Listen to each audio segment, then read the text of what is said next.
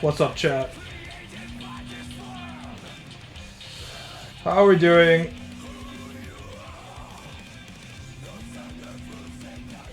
Fuck. Hold on, I have to take a phone call for 1 second. Whatever.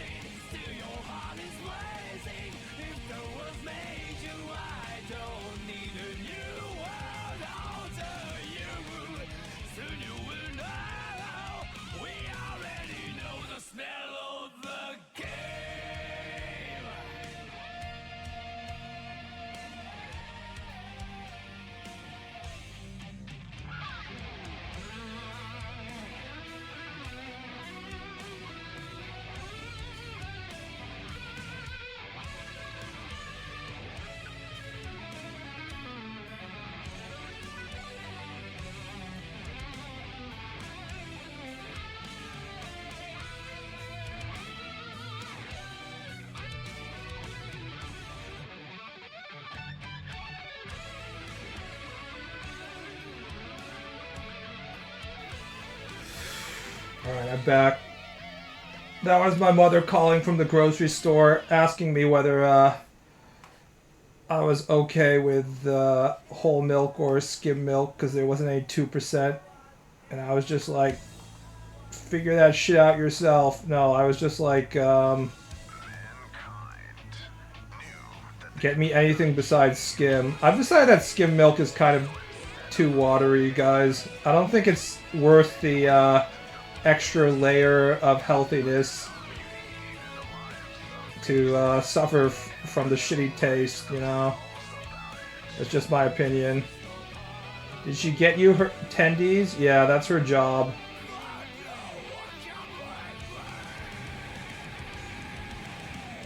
In general, my mother just buys what she wants to buy, and she just cooks what she wants to cook. She doesn't really consider my preferences when getting tendies.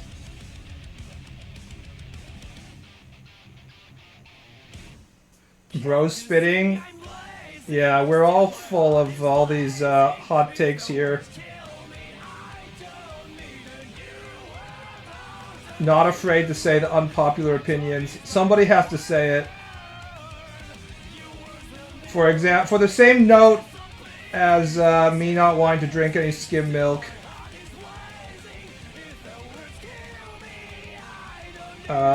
Anybody who tries and eats healthier versions of ice cream is just fucking themselves in the ass. The truth is, if you're gonna eat something unhealthy, you should just eat the unhealthy thing and eat less of it, than be like, oh, I'm gonna try this non-fat, low-sugar ice cream or something, because you're not gonna be fucking satisfied eating that shit to begin with. It's better to eat like one spoonful of Haagen-Dazs than eat the entire fucking container of Halo Top or whatever the fuck the latest shitty-ass ice cream is. Just don't do it. Actually real? Yeah. Also, a pro tip that I've really figured out is that grocery store food, depending on the company, a lot of it is set up so that you're not going to be satisfied with the amount of sugar or fat or salt it provides with you, so you'll try and eat more. There's a lot of professional food scientists at these huge mega international corporations like, you know, Lay's and stuff like that, that make sure that the amount of salt that you get in your potato chips isn't actually enough to satisfy you, so you have to eat another potato chip. And eating that stuff for a while, I've actually been able to identify which ones kind of get me to feel unsatisfied and eat more, so I avoid those brands. I've noticed that store brands or minor brands are more often not properly engineered, so I won't like end up eating the entire bag in one day. In other words, they give you the right amount of salt that makes you feel satisfied, so you can feel like you've gotten your fix after like 5 or 10 chips and stuff. This is an important balance. That's why lactose intolerant people still eat real ice cream, because the pleasure of eating ice cream is worth it. Also, what's the trade-off? The worst thing that's going to happen is you farting and shitting everywhere. And that's more of the problem of the other people on the public train, you know?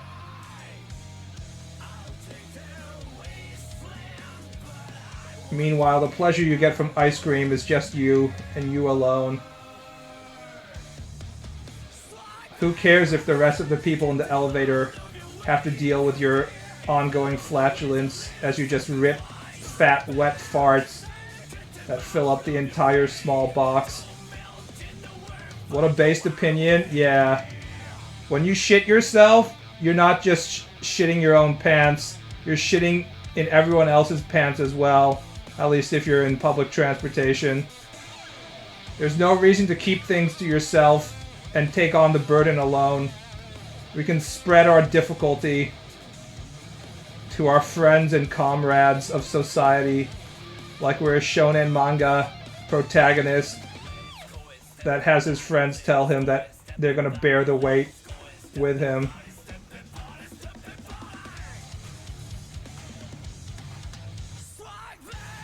Be generous, yes. Average Nurgle worshipper ideology. If you're a Nurgle worshipper, are you just like shitting your pants daily? I think you are, right? You probably always have like some form of diarrhea or constipation, one or the other.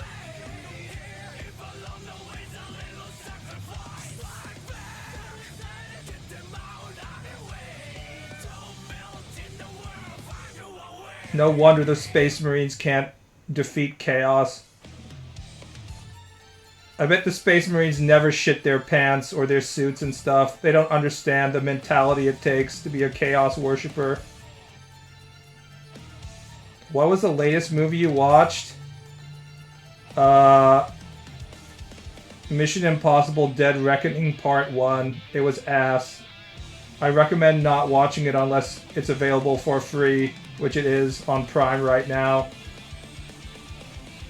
I complained about it last stream as well, but it seems entirely dedicated to the idea that Tom Cruise is like a perfect Superman who is constantly trying to save women, even though he's supposed to be like a secret agent. He's like saying, I'm the opposite of James Bond, I'm not gonna let all these women die or some shit like that. I don't know what goes through his mind.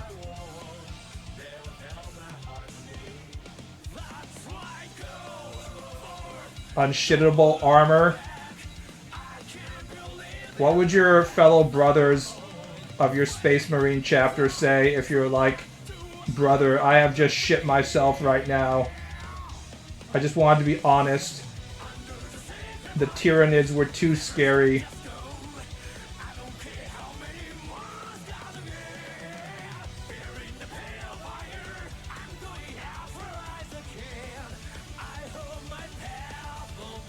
What if there's like a Sister of Battle right there as well?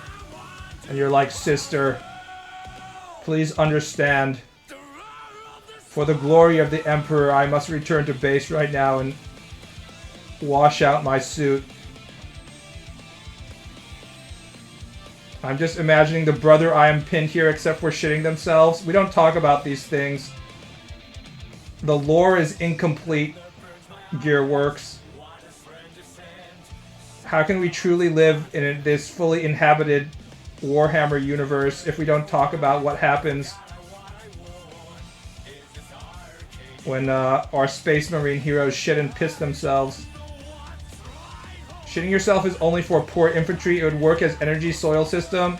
To be very realistic, even current day spacesuits have like diapers or possibly like filtration or recycling systems. So whenever they piss, it probably just goes into like the giant suit liquid recycling system, and they probably just end up drinking their piss after a while. Hashtag just space things. Yeah, the poor infantry, all the Imperial Guardsmen are just going around just shitting themselves. What the fuck? Why are we back in the War of the Spark? What the fuck?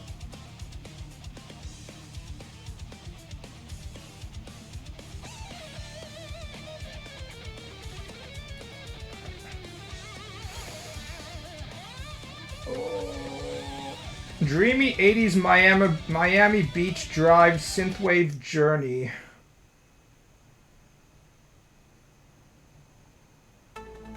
Whenever you click on these photos of AI-generated Miami Synthwave shit, they always have a fucking Nissan GTR Skyline driving on a one-way street into a fucking oncoming traffic. This is like 5 seconds before disaster, by the way. I just wanted to say that because I want to own a Nissan GTR Skyline at some point in my life. But because everybody feels the same way, they all cost like $700,000. They cost like 5 times what they used to when they first went on sale or something. Base Necrons escaping the shitting needs? Yeah. They emptied their colons completely while they were buried in the galactic sands for 10 million years or whatever. No need to shit if you're a robot. I love how the car is angled to just dash off to the left and use the sidewalk as an off-ramp.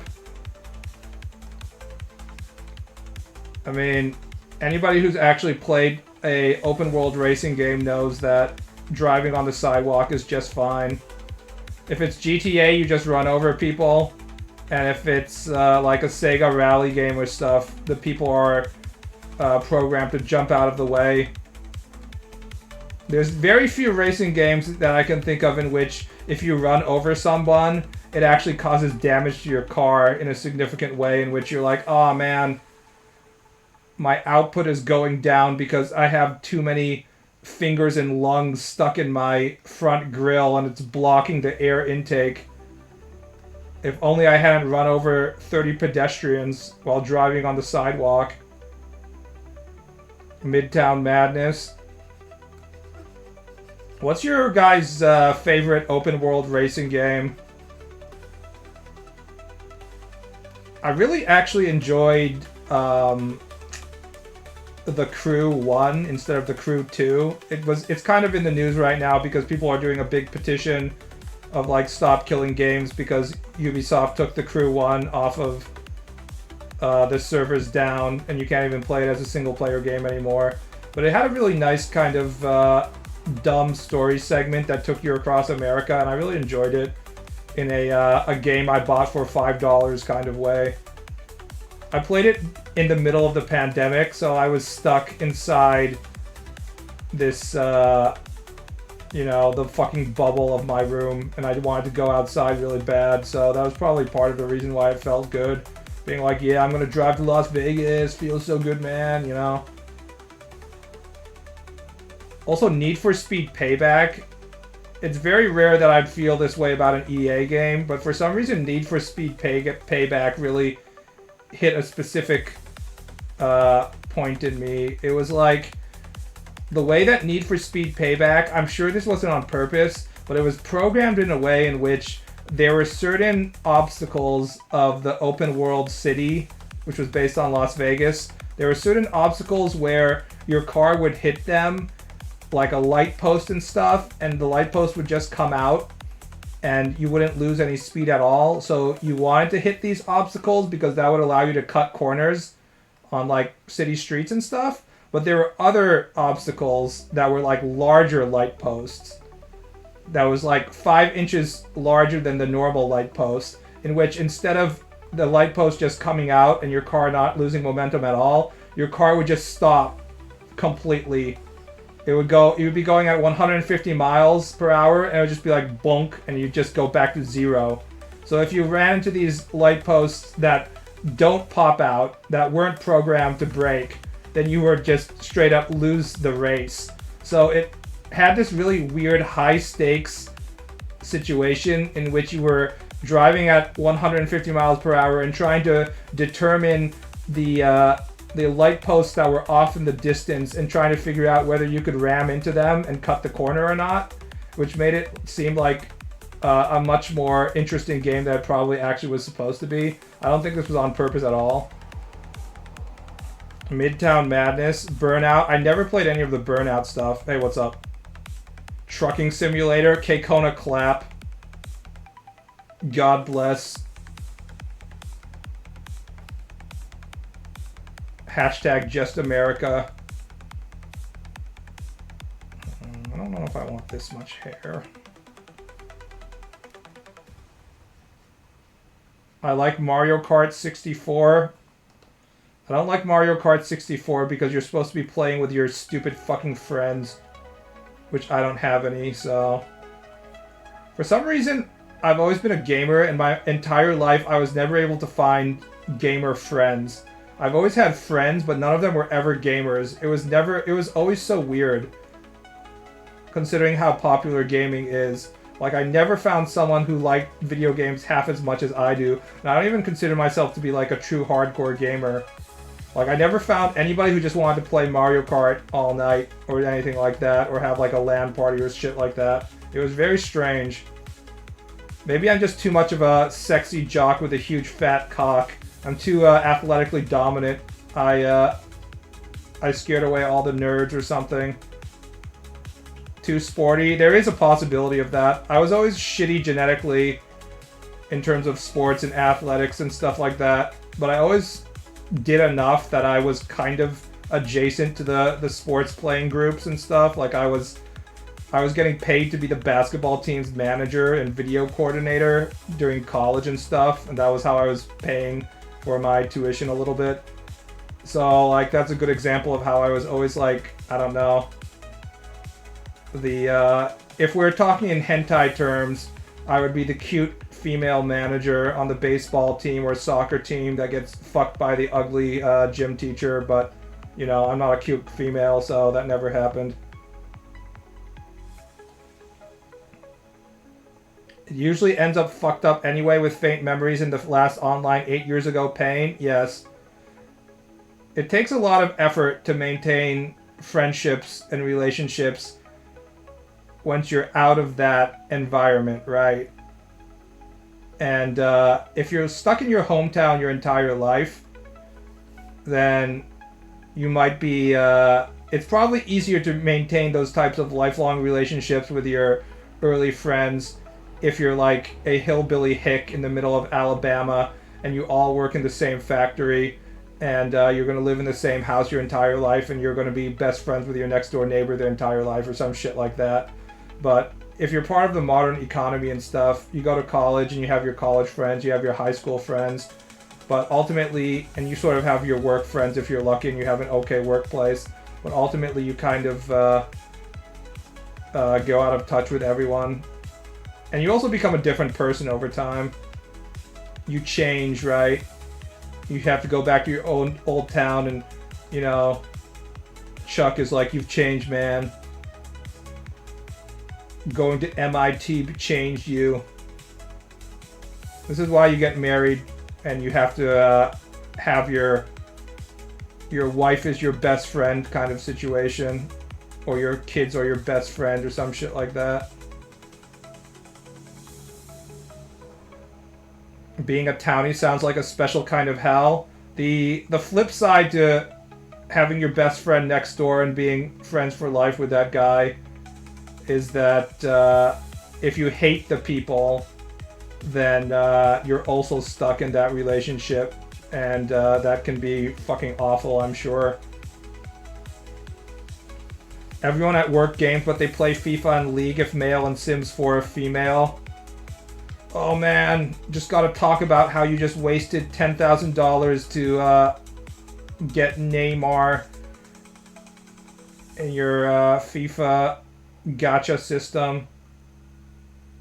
It's pretty crazy how sports games were extremely exploitative to begin with, where they just have the same game and release it with the same roster every single year, and the sports consumers would still buy it because they have to get the updated roster. It was always a shitty business model, but then they figured out during the internet age about the concept of gachas, and they're like, wait, what if we get these people to gamble on their fucking sports teams? And holy shit, was that the smartest idea for making money ever.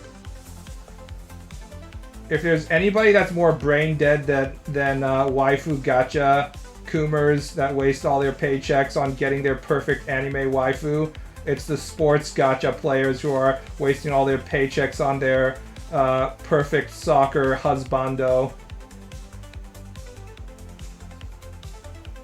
What was the FIFA gacha system called? It's like My Team or some shit like that. It was like, yeah, you used to be able to have your own team without paying extra, but now you're going to have to gamble. Like, I don't understand that. Like, why were people okay with that? They're like, oh, cool. Now I have to pay an extra $500 to have my own special team that's based on me opening loot boxes or whatever the fuck it, however the fuck it works. Of course, I've never done this before. All I know is that it's chance-based, of course. It was unreal how much Madden was pre-ordered when I worked at GameStop. Yes. Gotta buy it every year, boys. Every single year. Of course, if you like sports games and you don't want to be up to date, you could play that shit for so fucking cheap. You're just like, you know what? We have the same quarterbacks in the NFL every single year. Why the fuck am I just gonna buy a New Year's Madden? I'm just gonna buy it in the $5 bin once the next year's Madden comes out. You could play sports games for so fucking cheap. There's nothing that's more in the bargain bin than last year's sports game, right? But if you spend $15 and win player worth $15 million, you could resell your account. It's an investment. Do people actually do that shit? What you see, now I'm actually thinking about it. EA FIFA rarest player drops.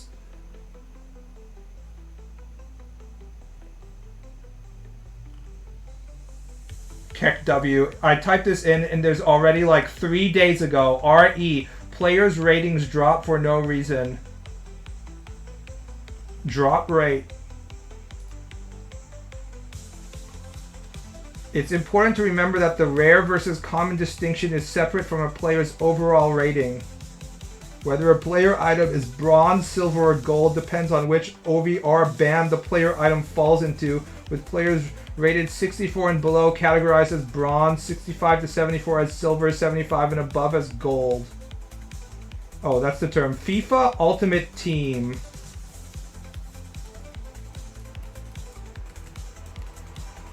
Rare players. I want to know who has the lowest drop rate.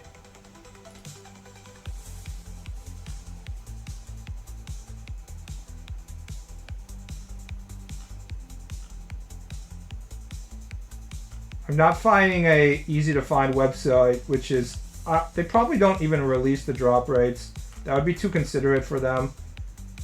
Usually you'd think that it would be like the players that people want the most, but because this isn't a gacha, it wouldn't be like the summer Neymar skin where Neymar is wearing like a sexy bikini or anything like that. So I don't know what they would do. When I was 10, we were selling MMO and FPS accounts. Yeah, but the difference with that is with the MMO, you worked really hard to... you worked 1,000 hours of grinding dungeons to build up $10 million worth of gold, and then you would sell it. And you were competing against all the Chinese bot accounts as well. But the FIFA accounts that people are thinking about reselling, that's like literally just gambling, right? You open a bunch of loot boxes, and then you just resell the loot box, or the loot, or your player account.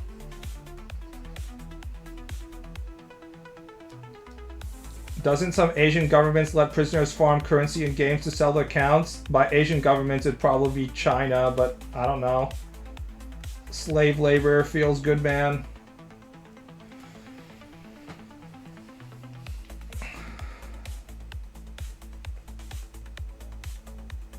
I remember entire class cheating at some Korean shooter to get high KD ratio and sell account for 50 bucks. Man, the good old days of the internet. I want to go back.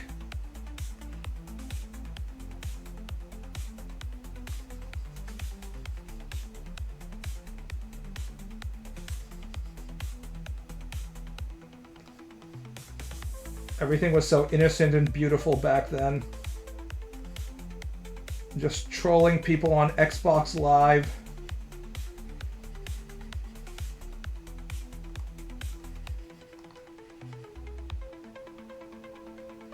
Eventually we'll have AI voice filters so that if you even say one word that seems slightly offensive, then your Blizzard account will be taken away for life. I guess it's already there. I don't know. I don't play Blizzard games, but...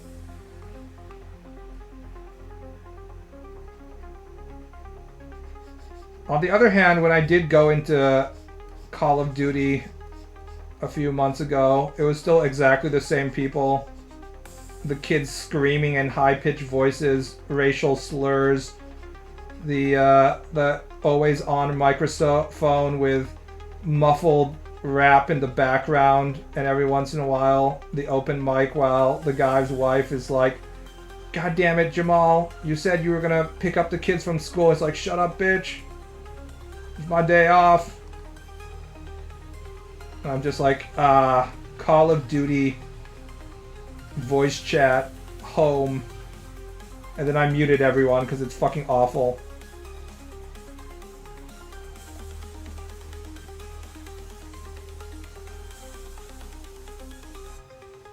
People speaking Spanish. I feel like there's more of that in Gears than Call of Duty. Also, I'm on PlayStation, and I feel like if I want the Spanish-speaking experience, I need to be on Xbox. I definitely feel like there was more Mexicans on Xbox than there were on PlayStation.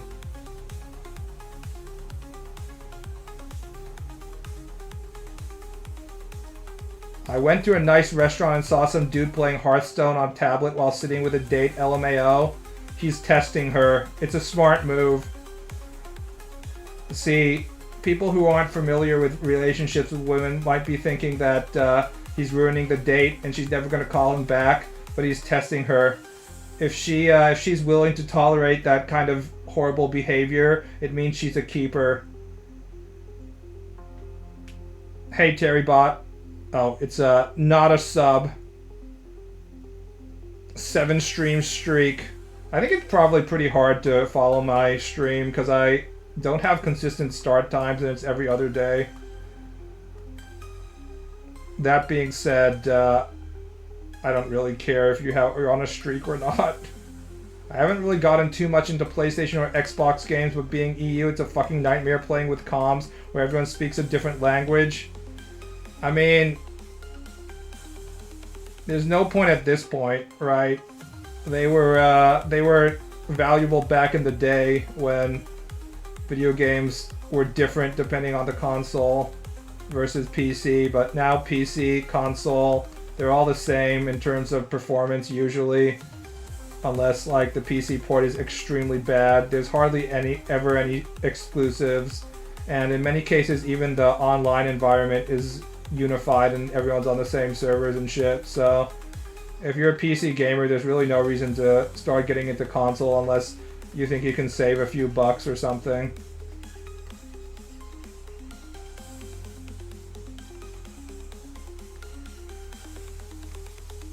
The only thing that's still separate is Nintendo, of course.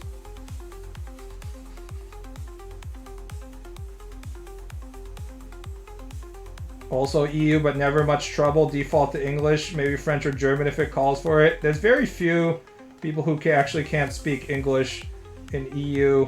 people that I've met. I mean, obviously there's some biasy here because they're not going to try and speak to me if they're EU, but I don't remember who on our Discord server is from which EU country, because none of them have like clear English as second language type issues, right? I can always tell what they're saying. It's not like the fucking Japanese who they cannot speak English at all, ever. Japanese will never ever learn to speak English, I can guarantee that.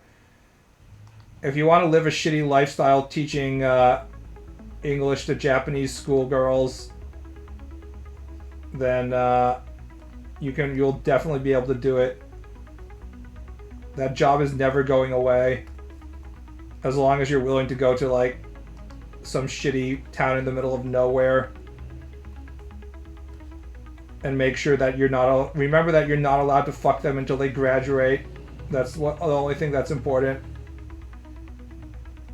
Get on that JET program.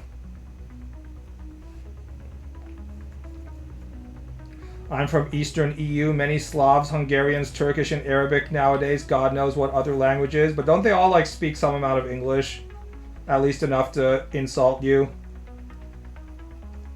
That's the great thing about Call of Duty mics, is that theoretically everyone's an American, and yet nobody seems to be capable of speaking English.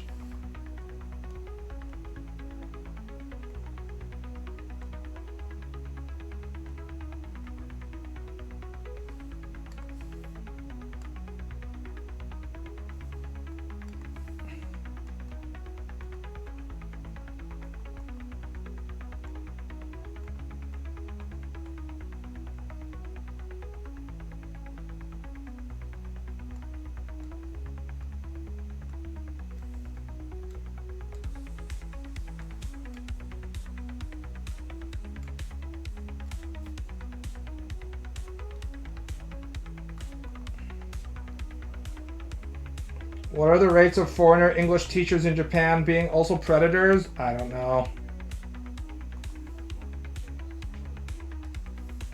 I mean, it would be the #1 thing I would be trying to do if I was a foreigner English teacher in Japan.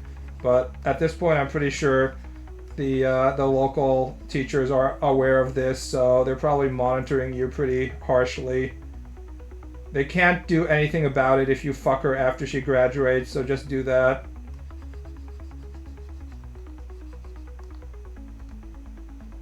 Besides, if you're a white guy in Japan, you can probably get a lot of pussy pretty easily. There's a very strong segment of Japanese women who are just like, I just want to have sex with white men. Now, I don't know how attractive these women are, but they definitely exist. I met a few of them, so... I once wrote with some guy in English, only for us to later realize that we both understand German. I think we were playing Tekken.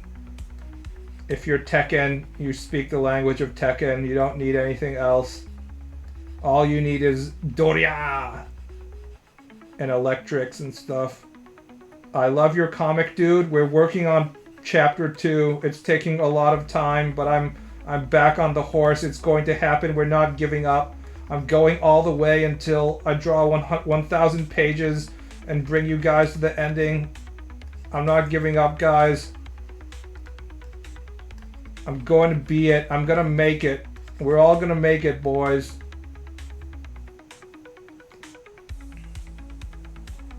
BB, what? I'm just being honest as usual. I know that sometimes I say shocking truths that you guys aren't ready to handle.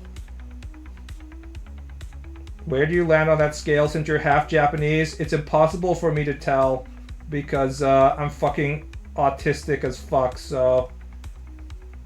There might have been a lot of women giving me signals as like, this is a white man. I should have, I am interested in him because he is vaguely white looking.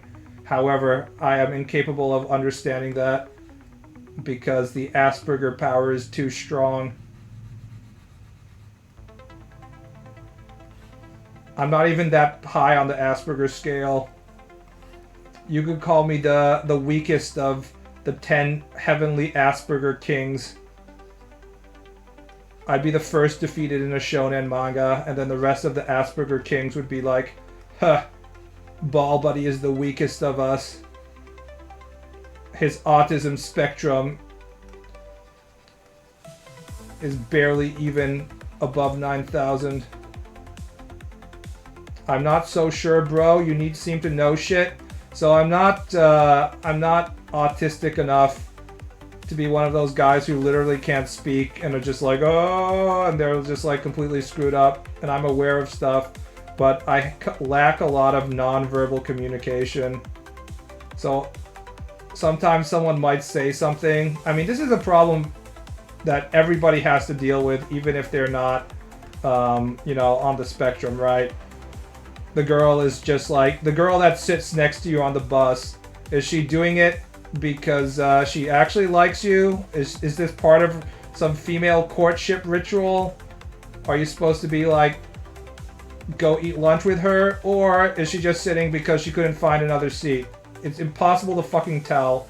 Why is it that the whole human courtship ritual is built around men having to figure out what women want them to do, when women are the ones who are supposed to be way more empathetic and in tune with like their feelings and shit like that? So why is it entirely reliant on guys to like figure this shit out? I don't understand. The birth rate would recover by like 20 percentage points if women would just walk up to men and be like, hello, Brad, I need you to fuck me right now. But no, they can't do it. It would be too simple that way. The girl who offered to be your assistant that one time alone, well, look. I have nothing to say regarding that, because I literally don't fucking know what's going on, okay? I told you I actually got a fucking rose in high school, okay? It can't be more obvious than that. But the girl didn't put her name on it. And then when I told my mother, she was like, you're supposed to go and find who that is. And I'm like, what? Why? It's anonymous. I thought people do anonymous shit because they want to stay anonymous. And my mother was like, Jesus Christ, this kid is hopeless. I can't help myself, guys. It is what it is. That's how they filter the Asperger bros like us? Yeah, it's best that I don't reproduce anyways. I stopped feeling guilty about being a virgin at 40 when I read that autism genetics are inherited. So I was like, okay, we're ending this tragic cycle of spectrum disorder with my generation. I'm not passing out down this tragedy to my children and my children's children. Woman complained that starting a conversation was too hard. Laughing my fucking ass off. Imagine us dudes, bro. Yeah, women don't have to worry about being accused of sexual assault because they said something that was mildly incorrect in the wrong situation.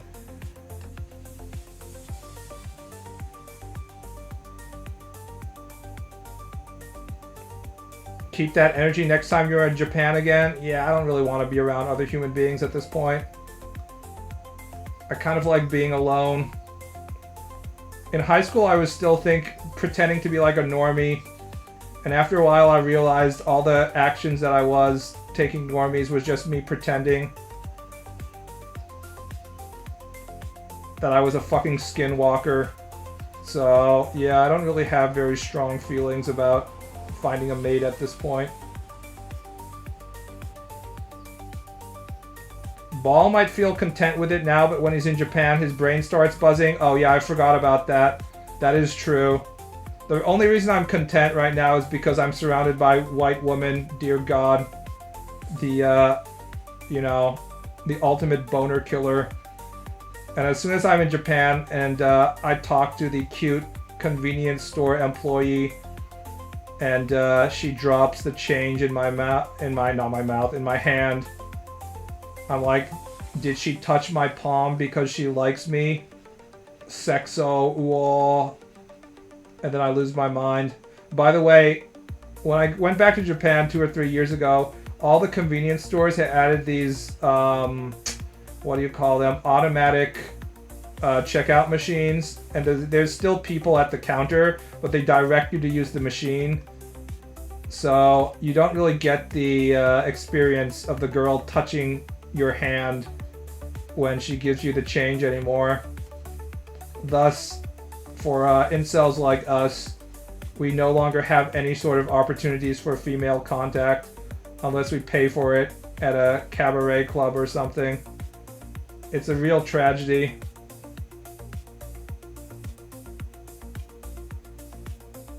Say, share the same cup on the first date, you'll be married in 2 weeks. Oh, is this kansetsu kisu? Translator's note, kansetsu kisu means indirect kiss because they are drinking out of the same can of coffee. They are exchanging fluids. This is the ultimate version of female and male sexual intercourse in Japan. Why would she touch your hand? Don't you have change trays? Okay, so let me explain to you. For the places that don't have these automatic registers, the way that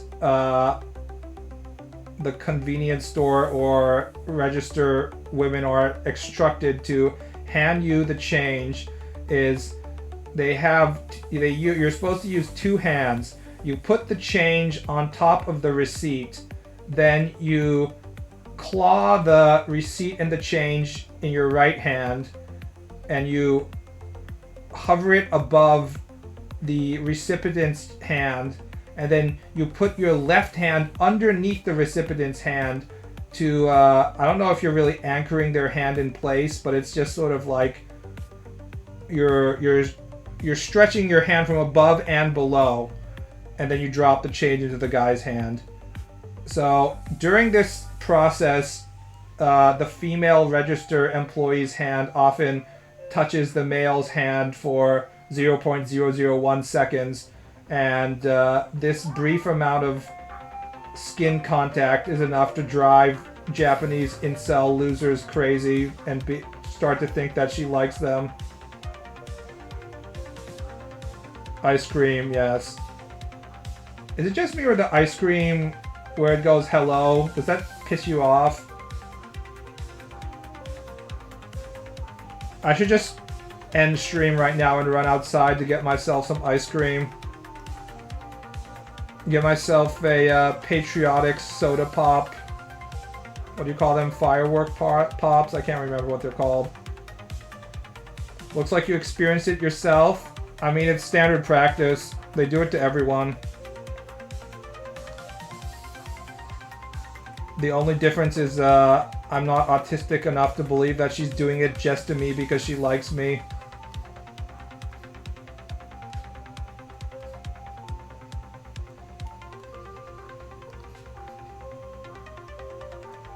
Holy shit, it's stuck. It's not going away. God damn it. There must be kids outside getting their ice cream. Bomb pop? Yeah, I want a fucking bomb pop because I'm American.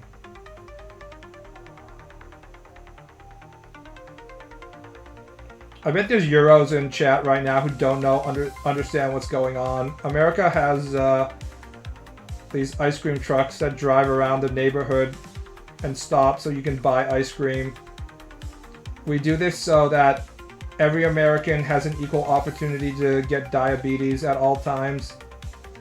It would be unfair to the kids who don't have a grocery store nearby their house if they don't have the opportunity to get more sugar into their system, so... We have that, dumbass? No way. There's no way Europe has that technology, you're lying. Don't you guys all live in, like, your Polish mud huts or something? Ice cream trucks are well known in Europe because of cartoons. Interesting. Japan doesn't have any ice cream trucks. Instead, you get these fucking election cars. Anybody who's lived in Japan will know what I'm talking about, because whenever they have election system, they're allowed to drive around in these giant fucking trucks with megaphones on top of them that just blaze like the stump speech of the candidate as they drive around the neighborhood. So instead of the American election system, which takes quite a while, and takes months for it to end. It's pretty short, but the drawback is you're allowed to just fuck with people's sleep with having these stupid fucking trucks drive around. It's awful.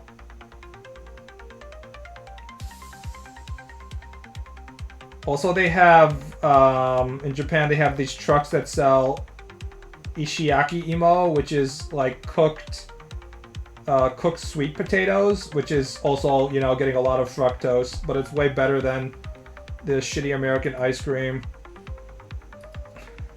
Ishiyaki imo truck. Yeah. This is what I'm talking about, boys. Yeah, they generally look like this. It's literally just... He has like a fucking coal burner right here on the truck.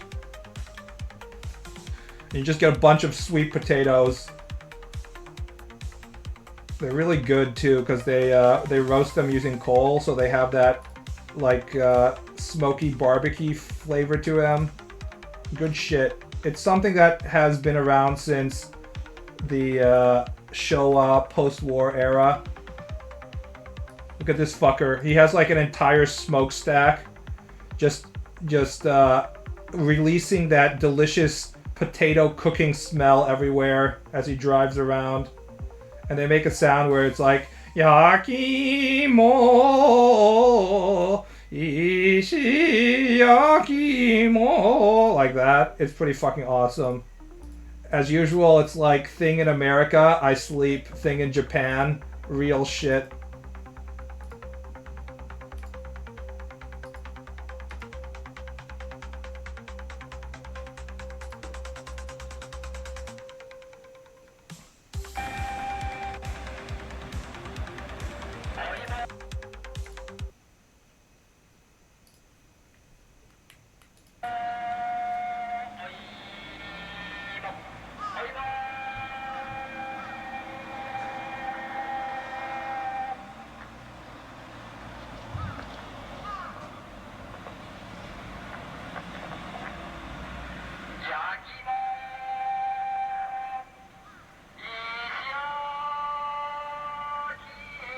Yeah, that's the Japanese soundscape right there.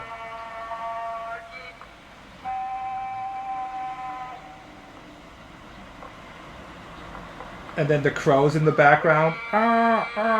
Yakimo.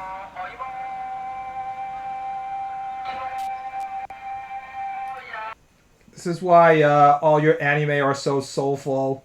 Because Japanese society is actually very soulful. It's actually kind of great. Your anime is real. That in America would get robbed, pulled over by police, or have Karens freaking out about fire, noise, and a strange man. Yes.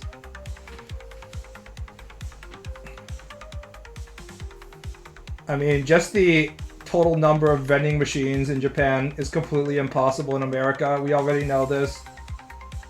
You can't have a vending machine on literally every corner like they do in Japan, running at all times.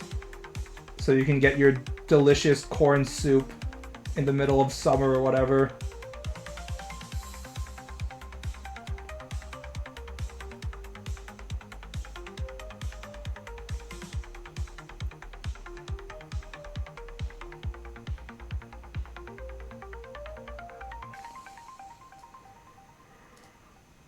We got the fruit dudes on random corners in my neighborhoods with the attaching God bless. I mean, if you're like German, don't you have like a currywurst truck? Doesn't like every EU guy have like some sort of Turkish immigrant with some kind of like spiced meats of some kind selling stuff on their corner?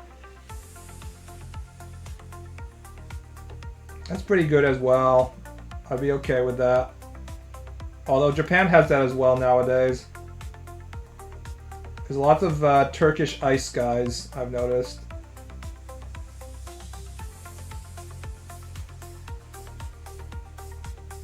Don't you dare talk about shit about my 3 doner guys. I don't even know what that is. All I know is like currywurst and stuff. If I was more in California or Texas and stuff, I think there'd be more taco trucks, but we don't really have taco trucks in my area either. We need more Mexican immigrants, but unfortunately they don't come to my state. Doner kebab is shawarma. Yeah, okay, that's what I was thinking. Yeah, okay. Yeah, I do like my kebabs and stuff. We just need, as men, we just need to have meat available for us at all times. Women won't understand. All the women are just like, I need a salad, but as a man, if we don't have some kind of truck that's offering us some kind of meat every single day, what if I go more than 20 minutes without ingesting meat? I need it inside me at all times.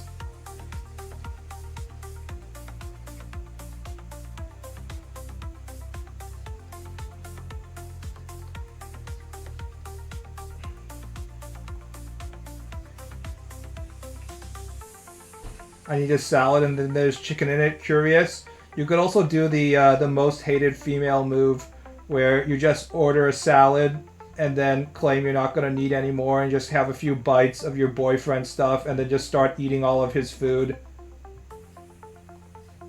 The most hated of all female moves where it's like, oh, I'm not hungry, and then you just like eat your insignificant other's lunch instead.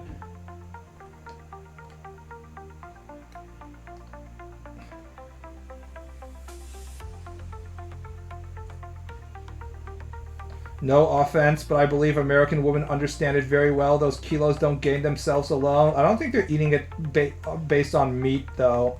I think they're gaining kilos off, like, sweets and stuff.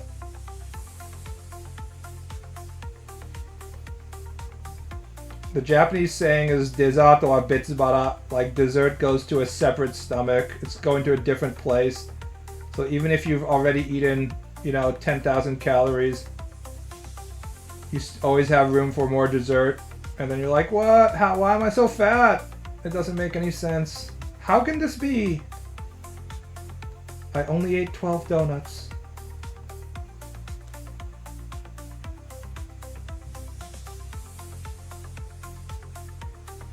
We have a similar saying in Spanish. I'm sure you do. At this point, the Spanish-speaking countries, although you're probably EU Spanish instead of like Mexican Spanish, the South Americans are kind of kicking America's ass when it comes to the obesity races right now, so I don't think Americans can really compete with the power of like Mexico anymore when it comes to eating too much sugar. We have too many low sugar options and stuff. Girl dinner really do be nothing but Sour Patch Kids, cheese, and crackers. And then you like overeat the next meal because you're fucking hungry usually. It's all about just like how something makes you feel, not how if you actually like are sustaining yourself. No longer number one. I think America officially isn't number one anymore in terms of obesity rates.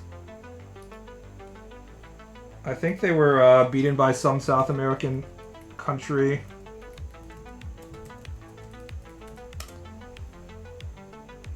Rankings, percentage obesity by country, world obesity. Number one, American Samoa, 70%. Holy shit, what giga chads. Nauru, Toketau. So the top 1, 2, 3, Tonga, Samoa, French Polynesia. Okay, the top 9 are all like Pacific Island states, which are just absolute like giga chad numbers. 70%, 69, 67, 66, 63, 63, 57, 52, 47. So they're in a different league. And then at number 10, we finally get the United States. So I guess US would still be considered number one if we're... oh, wait, this is only adults and males. Wait, this... Huh.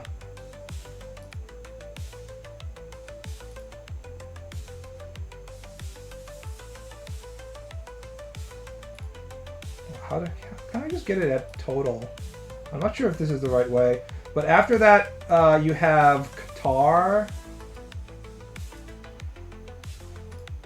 Oh, so let's look at Wikipedia. Yeah.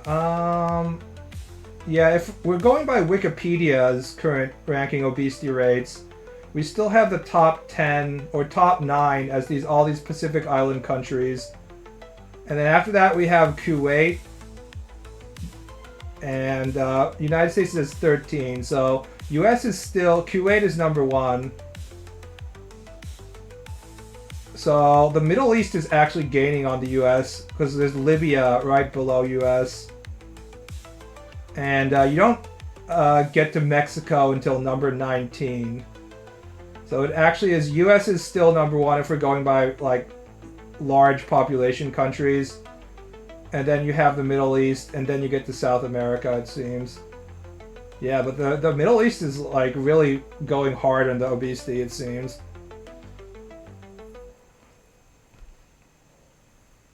How do these people get so fat again? By eating lots and lots of fatty food. Is that the country where all they eat is Spam and canned foods? Yes. So Pacific Islanders' current diet is fried Spam, taro potatoes, sweet drinks, and then like sitting around a lot. Hence why the great sumo wrestlers and stuff like that. Spam is mostly a Hawaiian thing, Spam musubi. There's a Hawaiian themed barbecue place in my area, and they do DoorDash. So I was driving DoorDash for a while. I haven't been doing it recently to work on my manga, but I was driving DoorDash for a while. And when I would get deliveries from that place, and they would have like Spam barbecue burger or some shit like that, I would have to open all the windows because it has that distinct fucking Spam smell that would just permeate my entire car. And I was just like, holy shit, how can people stand this? This shit is unreal. But yeah, I don't know, man. The Hawaiians, they like it.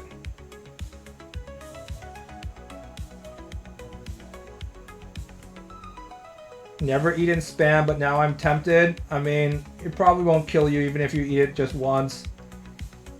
10 or 15 times. Can't say for sure. It might kill you then. It's definitely distinct. There's nothing else like it. I don't know if I've ever actually eaten it properly, but I've smelled how it smells like. It does not smell like real meat. It smells like Spam. It's a special thing.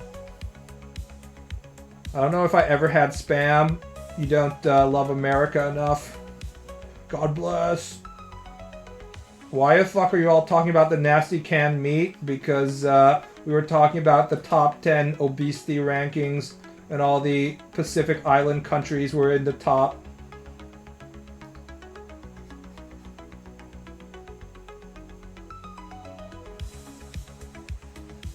So the question becomes, what specifically about their diet makes them so fat? And Spam is one of it. The taro potatoes is another thing. Those purple potatoes. Those are super high in calories. I don't know if I have a say on their diet when I only eat chicken and rice and I was cutting the rice out. Sometimes a carrot. How much do you weigh? Like 100 pounds?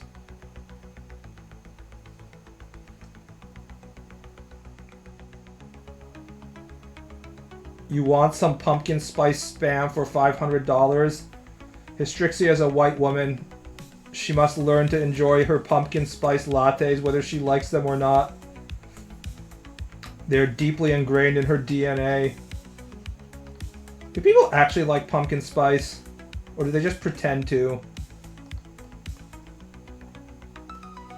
I'm not someone who actually goes to coffee shops because that shit is overpriced.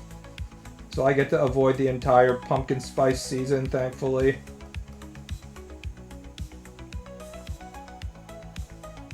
I just wish we were in pumpkin spice season instead of the horrible hot weather. Although it's been nice recently in my area. Oh, that's right. Isn't Korea also a Spam country? It's basically countries that were colonially occupied by the US military that have learned to appreciate their Spam.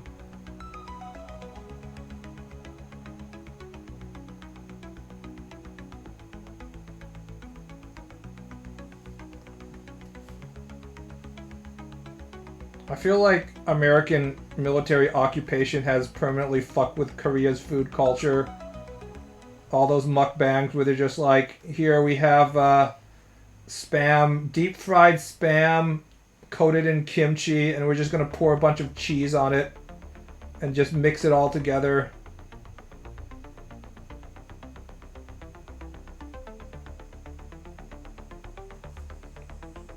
Interesting correlation. I went to college, so I'm a professional when it comes to thinking about these cultural artifacts and how different factors correlate with each other. I had to write many stupid college papers about this type of thinking. And you know what it got me? Nothing.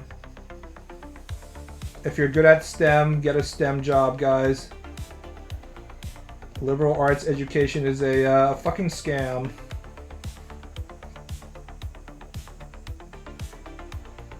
Pumpkin is a nice fruit. I don't know about that. Doubt. Pumpkin's okay, I guess. Most potatoes are high in calories. That's why you can find fat vegans and vegetarians. If you want to gain weight, you can definitely gain weight without eating meat. In fact, most of your calories from meat are just coming if you eat it in a fatty format. If you eat lean meat, you're not getting much calories, you're just getting a bunch of protein, so... If you want to go the fat, vegetarian, and vegan route, what you have to do is you have to eat like an entire jar of peanut butter because you're hungry.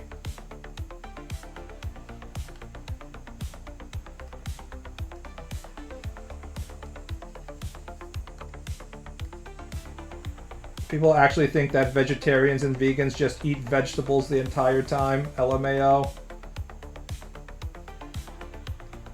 Spam was accepted in Korea because it goes well with rice. Eating spam on its own is awful. Yeah, but Japan eats everything with rice and nobody ever eats spam in Japan. When was spam invented? If it was invented after the Japanese occupation of US military ended, it would make a lot of sense. Spam history. No, 1937. Interesting how it didn't really catch on in Japan in the same way.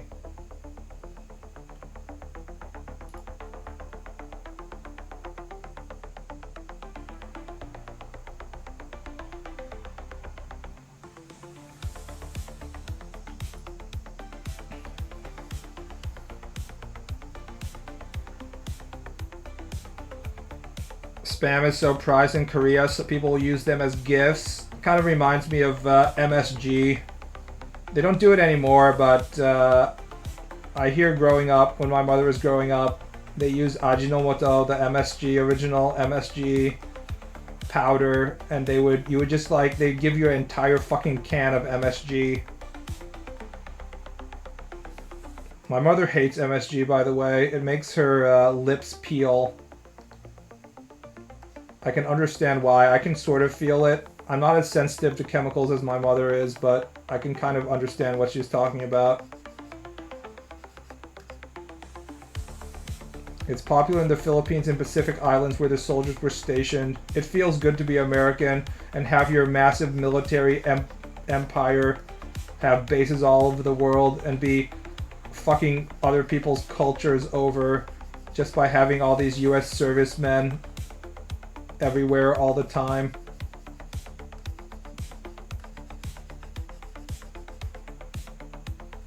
Hashtag God bless America. Hashtag US dominant. Hashtag people were talking about congratulating me on US basketball's win. I don't really care that much, but also, yeah, USA, fuck France, blah blah blah, all that stuff. Feels good, man. Canned imperialism, yep. It do be like that. There are some people that have MSG sensitivity. Yeah, it's just like a different form of salt, I guess. But eating a ton of salt is also bad for you, so eating a ton of MSG is of course bad for you. I can feel when something has MSG in it. It has this kind of tingling effect on my lips and stuff. And in the case of my mother, she feels that tingling effect, except it's more intense and then her lips start to peel. The skin of Her lips actually starts to peel off. I miss MSG to get that umami flavor. I mean, you can just get umami flavor by properly boiling down like seaweed and stuff and creating a dashi. Get the real umami instead of the fake canned umami. You can always do that.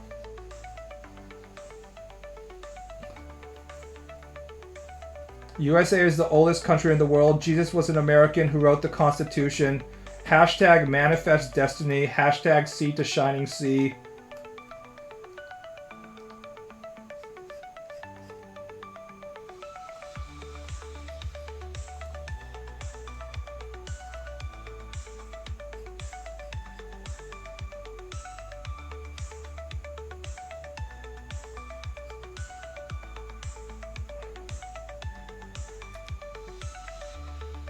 You didn't watch the breakdancing competitions at the Olympics? I saw the replays. I haven't actually been watching the Olympics that much. I only watched a little bit of basketball and track and field. I watched track and field just to look at the female bodies, you know, for masturbation purposes, but that's about it. God bless them wearing their extremely tight exposed outfits for my sexual viewing pleasure.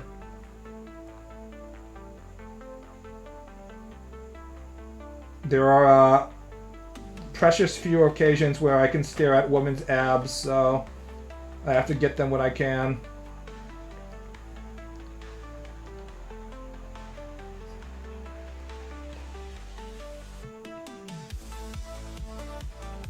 I'm gonna say that the pole vaulter women in general have the hottest bodies, but track and field in general is probably the hottest. Everyone talks about beach volleyball, but they actually lose versus track and field in terms of hotness.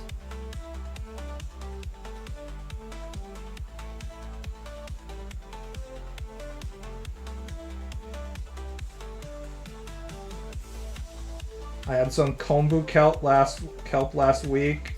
Yeah, there's a lot of different ways in which you can eat kombu. I like sukombu, which is like vinegared kombu. It's a little snack that you can get in Japanese dagashi candy places. But it's basically kombu covered in like sour MSG flavoring and stuff. It's pretty good. Because you like flat, I like flat abs. Hot as hell.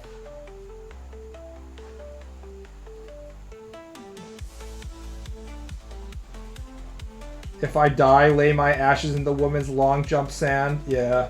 No, please, Miss Female Olympic long jumper. Don't crush me with your giant long jumping ass. No.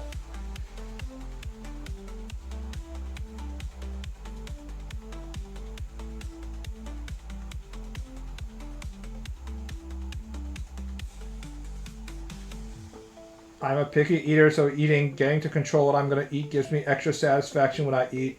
The part that makes me avoid cooking is having to clean the dish after the fact. I don't really mind washing dishes, honestly.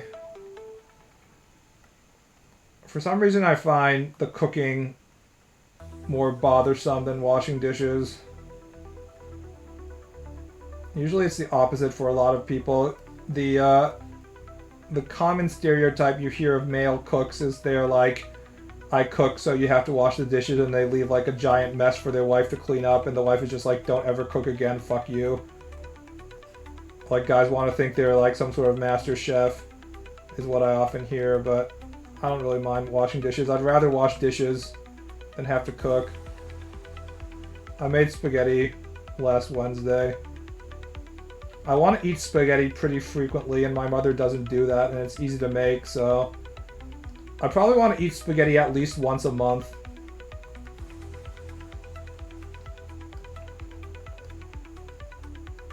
This is an important part of my life. Randy Marsh, fresh cream.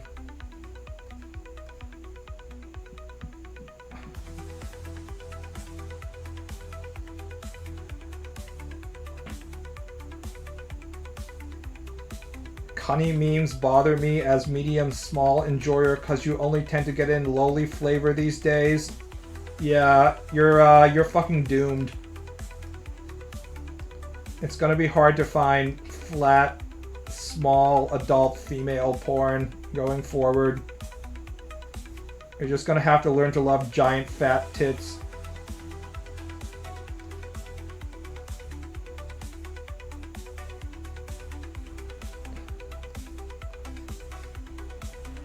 Just give up.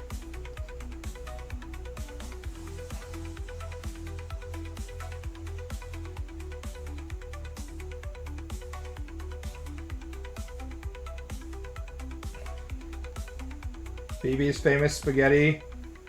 I add 1 can of diced tomatoes, no salt added, and then 1 can of Kroger brand tomato sauce. And then you get a pretty low sodium tomato sauce combo. And then if you want more salt, you just put a bunch of Parmesan cheese, or just like straight up put more salt on it. Because my mother gets high blood pressure if she eats too much sodium, so the default way of cooking is I cook with as little salt as possible, and then I just add more salt to the flavoring when I eat it myself. That allows me to change the flavor as I go. Like if I'm feeling like I want more spicy spaghetti, I'll just like put a bunch of Tabasco on it or something.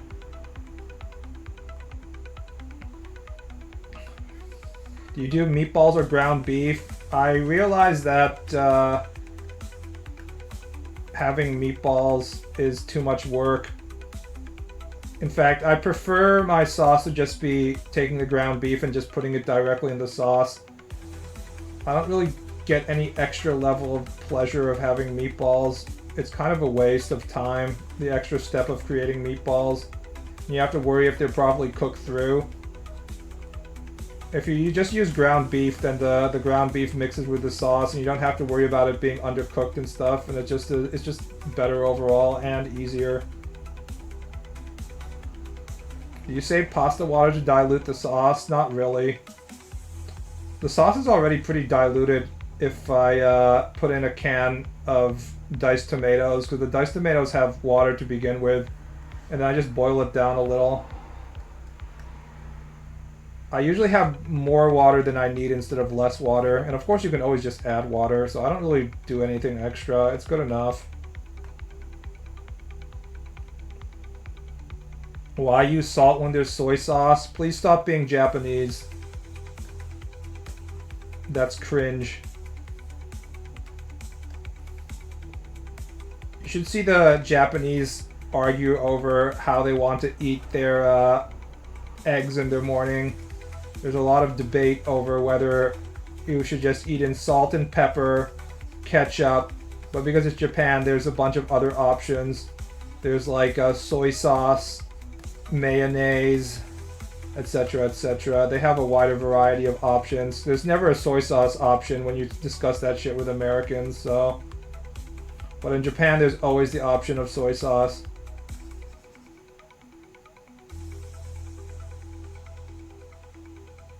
The Costco berry sundae, my beloved, and now I'm lactose intolerant. Yeah, I have no problem with lactose intolerance. Actually, my entire teenage growing up, my mother kept on buying lactose-free milk because she thought I was farting because I was lactose intolerant, but I never stopped farting. And then I figured out later that it was just some wheat issue. If I eat wheat, it makes me fart. It wasn't the lactose. It turns out she was lactose intolerant. To this day, she keeps on claiming I'm lactose intolerant. She's one of those people that really likes solving problems and stuff, but if you disprove her theory, she just kind of ignores you because she only cares about being right. So she still seems to think that I'm lactose intolerant, even though I've told her a million times I'm not. Wheat farts, I'm crying. If I eat like a shit ton of bread, I love Japanese bread, so when I go to Japan, I buy a ton of bread, and I'm like, it's time to fart, boys. If it was only just farting, it wouldn't be a big deal, but the problem is if you fart incessantly, you're also kind of pushing the shit out of your colon with the force of the gas. So you have to make sure that you properly shit out all your shit, or else you can have like a really strong fart and you'll just like shart in your pants. And you don't want that to happen, right? So it's important if you're in a farting zone that you properly take a nice big shit and have your colon empty of any feces. That's a pro tip for you guys. Pro gamer tip.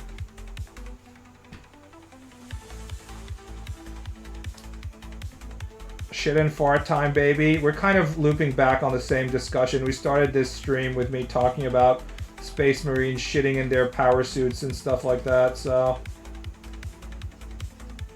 we can only go so long without talking about farting and shitting.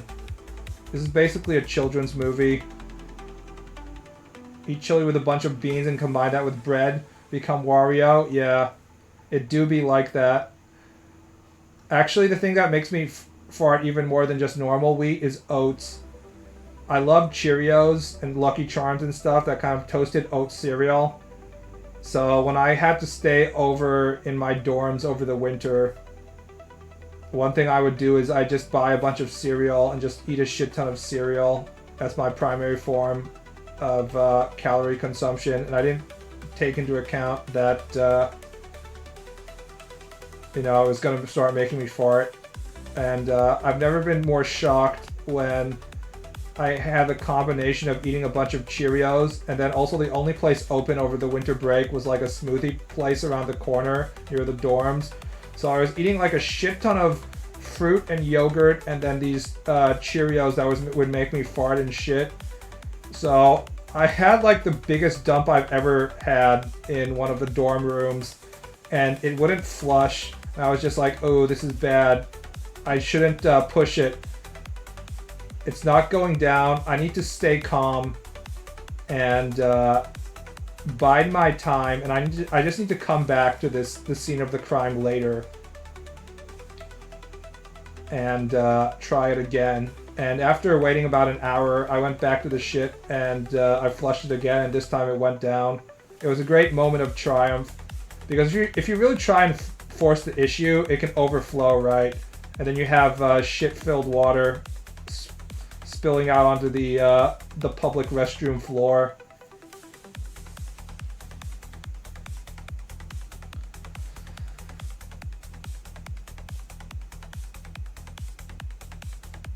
Horror moment? Yeah, I actually did that once, and I didn't have to clean it up myself because this is an American capitalist dorm room, so we have all these Ecuadorian immigrants who have to clean up our shit and puke and stuff when American college students inevitably just puke on the carpet and stuff because they've been drinking too much. However, it's pretty embarrassing. And it's like, oh no, oh no, no, no, no, oh no, the shit is coming out. What have I done? Oh, I made a horrible mistake, you know? You definitely don't want that. The moment in which it starts overflowing and you realize flushing twice was a horrible idea is like one of those most horrible moments of your life. Like if you just run over a kid or something and you want to turn back time, but you know it's too late. Are you enjoying this, flatulence and corpro coomers?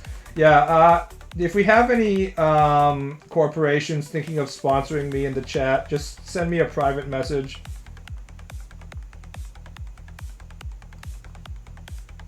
Dorm room toilets are a different kind of nasty. Dorm room is all you need to say. Our dorm room was pretty clean when I wasn't ruining it from my own shits and stuff, honestly. It could have been way worse. Juanita was doing a very good job. Guatemalan immigrant Juanita, who probably has like a PhD and doctorate, but is forced to clean our toilets because she doesn't have like a proper work visa, was really doing a good job cleaning all this shit up. I would hate American college students so much if I had to clean up their dorms. Holy fuck. Not that I don't already hate them. Did you have hemorrhoids back then? I might have, I can't remember. I wasn't really thinking much back then. I don't think so, but maybe I did. You can have hemorrhoids, but if you're not like bleeding everywhere and squirting blood everywhere, you don't really think about them very often. I guess we all have hemorrhoids. The question is whether they're inflamed or not. Just like stomach lining, right? So...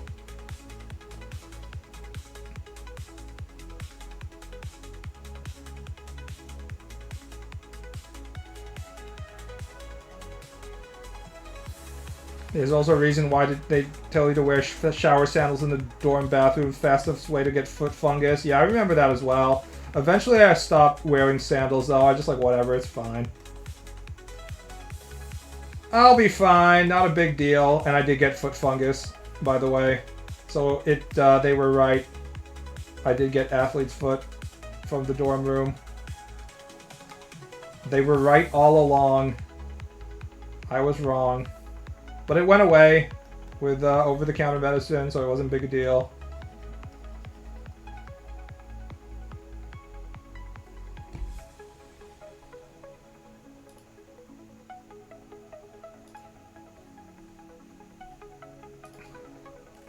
Foot fungus.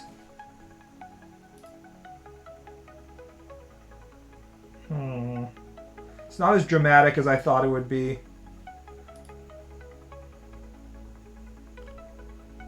I have permanent toenail fungus, it seems, though. Doesn't really matter, though, I guess.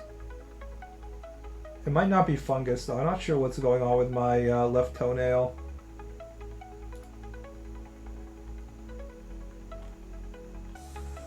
I feel like the number one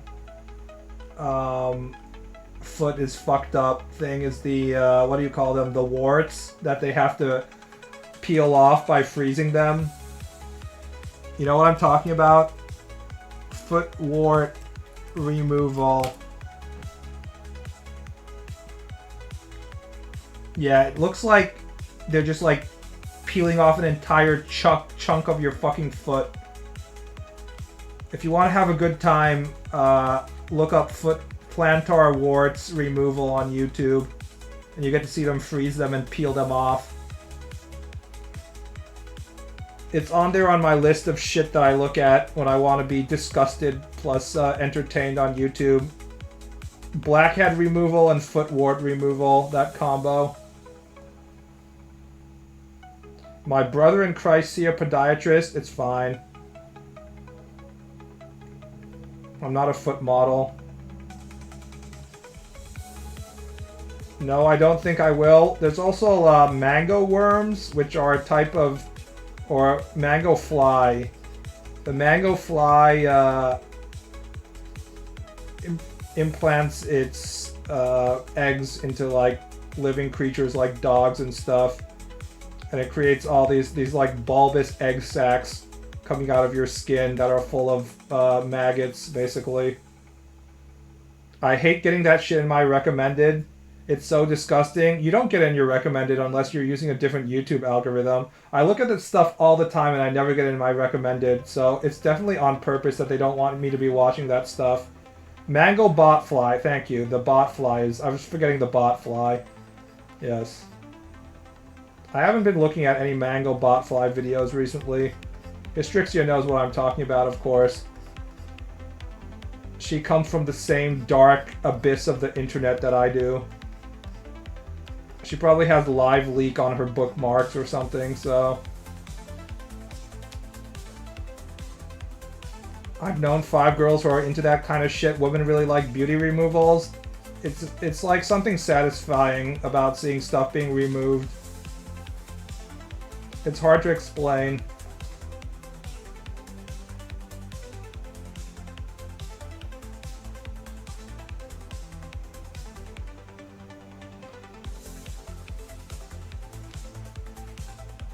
I don't get it anymore, but like a year or so ago, it was everywhere, even though I never watched anything like that. Interesting. I know that they have some kind of like different categorization for that kind of body horror content, because that shit is super popular, and I've never seen it recommended to me, even though I search it out and I watch it pretty frequently. So whatever the algorithm works, it doesn't work in which being like, oh, he's been watching blackhead videos every single week. for the last 10,000 hours. We should give him more Blackhead videos. It's somehow taken out of my recommendations. I'm not sure why. Don't spill on my bookmarks. I wonder what the most horrific thing is in Hystrixia's bookmarks, but I don't actually want to know. I don't want to look into the abyss too far. It's probably looking back at me. Horsehoof? Yeah, the horsehoofs I do get. Horsehoof and carpet cleaning were the two similar categories to like blackhead removal that I would get for a long time, and I was just like, I'm not interested in horsehoofs. I only want human body horror. And I definitely had horsehoof cleaning for a really long time, and it didn't do it for me, so I never clicked on it, and they gave up eventually. Now I just get channels I actually watch in random under 1,000 view vids. You always get at least one video that has like 20 views on it, right? Like if I go to YouTube right now, it's always like the 5th video on the screen. So my YouTube goes Dreamy 80s Beach Miami Drive. That's what we're listening to, right? June the King, Review Tech USA, A Rich History of Failure. This is one of those long-form YouTube videos that catalogs failures of people. Baylor Lord Unedited. Baylor is another person who used the Bale name, but he plays a lot of Slay the Spire content, so I watch him to get better. Night Jazz, Smooth Jazz, Japanese 2chan thread read by electronic voice bots. This is something I listen to. Manga How to Make Better Plots recommendations. Midnight in Shibuya. Let's see. Where's the very few number of views one?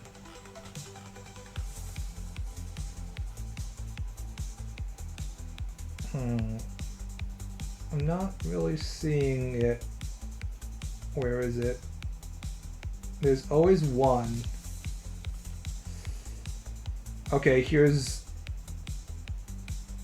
I think because I have a lot of music recommendations right now, those are taking up the slot of the like 100 view video.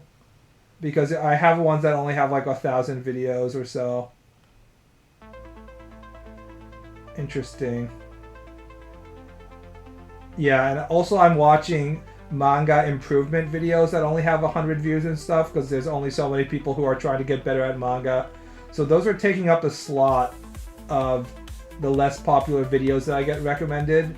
So I'm not getting recommended something I don't watch that only has like a few hundred videos. Interesting. We have similar tastes except for all the gross stuff. I'm also getting Trump is in panic mode videos. And Prime Championship Circuit, which is the Paragon MOBA, which I decided to stop playing, predecessor. Oh, here's one that is basically the same as hoof cleaning. We just cleaned the worst house in channel history for free. Midwest Magic Cleaning, 392,000 views 2 months ago. I definitely have no interest in house cleaning, but they figured that it's something I might like.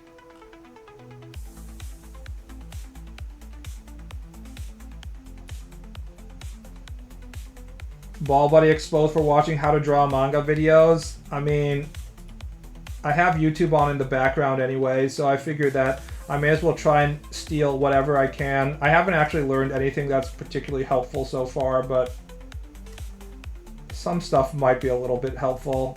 I basically have to throw away my pride and use whatever I can get, and if that is YouTube help videos, I'm gonna watch.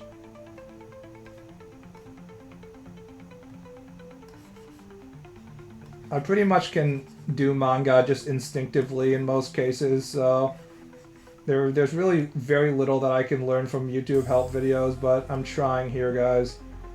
I'm trying to be a better man than I was yesterday. Are there any channels you recommend for manga? They're all in Japanese, so I don't know if they have proper subtitles or not. I haven't really explored that.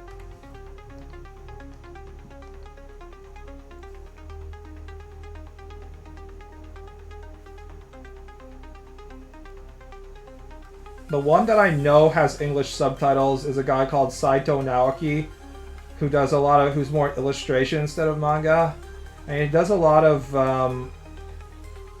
like broad topics, like how people might like your stuff on Twitter, which aren't that helpful. But he also does like specific fixing of fixing people's images. Like he'll have his fans send him pictures, and then he'll fix the picture and show specifically how and why he's changing stuff about it to make it look better, and I think that's really helpful.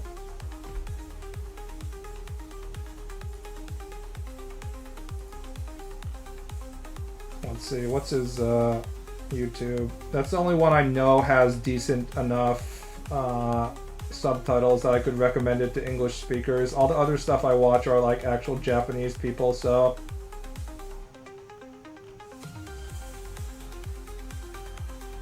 also, I have a lot of Japanese ASMR food cafes and stuff like that. I have to watch people making soba.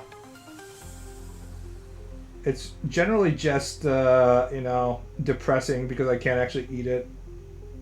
I also follow a Japanese lol cow who lives in abject poverty because he absolutely refuses to monetize himself with YouTube, despite the fact that he can get 15,000 people watching him in a live stream. He still lives in like a shitty apartment and makes like $10 an hour washing cars and stuff, and he keeps on getting fired from his job every 6 months. And whenever he's like, damn, I wish I could make money, literally everybody in the chat is like, dude, you just have to turn on ad revenue. Why the fuck do you not turn on ad revenue? And he absolutely refuses to turn on ad revenue for some reason. It's pretty fascinating. I don't know anybody else like that. Everybody else who could get 15,000 people watching them on a live stream would be like a fucking millionaire at this point, right? In our current environment, and yet he refuses to do it. He's from Nico Nico Doga, so it's like a different breed of internet people.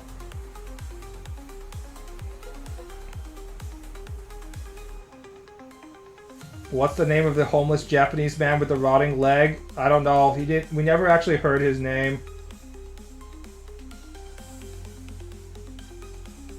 He was called Kataashi Kaishi Niki, which would be like one rotting leg Aniki, basically, is what he was called. I think he's dead by now, unfortunately.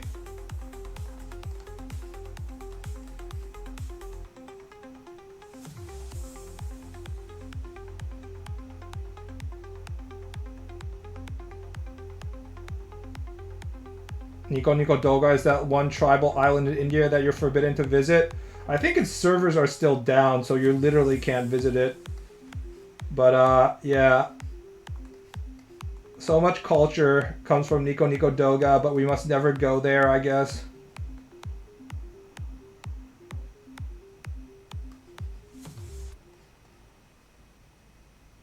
There's one guy who is from Nico Nico Doga live streaming who is currently in the emergency room in the Japanese hospital, in and out of emergency rooms, because he would drink with his fans and they would keep on donating alcohol to him that would be delivered directly to his door, and he'd drink something like 2 packs, like 12 bottles of 500 milliliter beer every single day his entire life. So basically his entire fan base was killing him with alcohol, and now he has like, I don't forgot what the English term is but where your stomach is like super bloated. And everybody is waiting for him to die on Twitter. And he keeps on saying that he's gonna die soon. Everyone's like, yeah, he's definitely gonna die soon, but he isn't dead yet, so people don't die as quickly as you might think they are. Ball, notice me? No. The liver is just disintegrated. I think it's kidney failure that makes your belly swell up, but I don't understand how it actually works.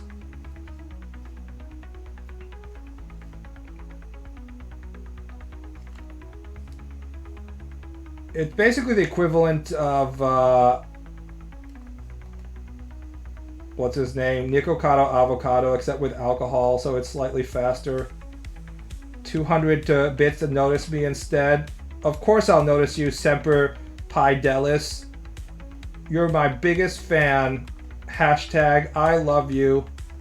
Unlike some other person there, by encouraging competition between donors in chat, I will further make money. Kidney failure, cause of lack of actual water. Yeah, I think that's how it works. Your kidney fails, and then, like, I don't know, you just become, like, huge and bloated and stuff. Whatever. I don't understand that shit. Liver cirrhosis. It's not liver. The water is probably kidney, yeah.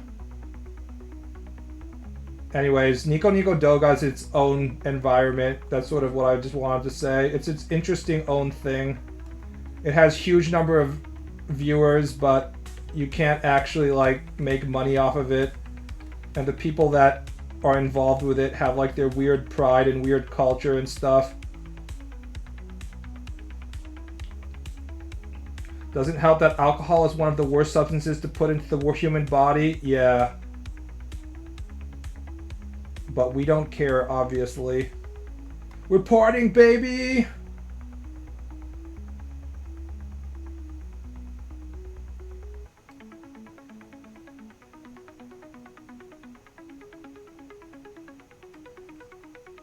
Shitty diet may not kill you, but it definitely can make your lifestyle really miserable. How is Nikocado Avocado doing, guys? Speaking of vegans who are now morbidly obese by eating shitty food.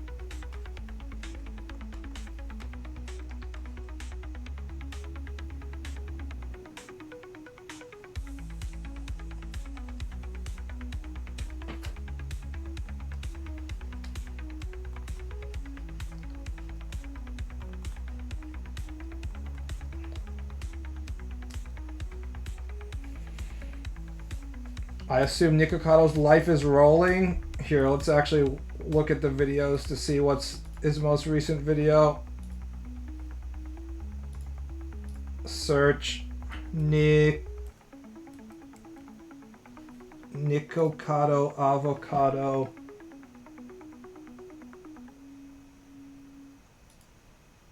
His main channel has 3.85 million subscribers, and his most recent mukbang was 6 months ago. He's probably dead by now is what I joke, because I know he's not, because he has like 5 different channels for some reason and he just goes between them or something. Eating the world's spiciest blue heat Takis fire noodles, mukbang and recipe. Eating the world's spiciest black bean noodles with hungry fat chick. Matt Stoney's 10,000 calorie extremely cheesy Takis spicy fire noodle challenge. Everything he eats is like bright red or bright green or bright blue.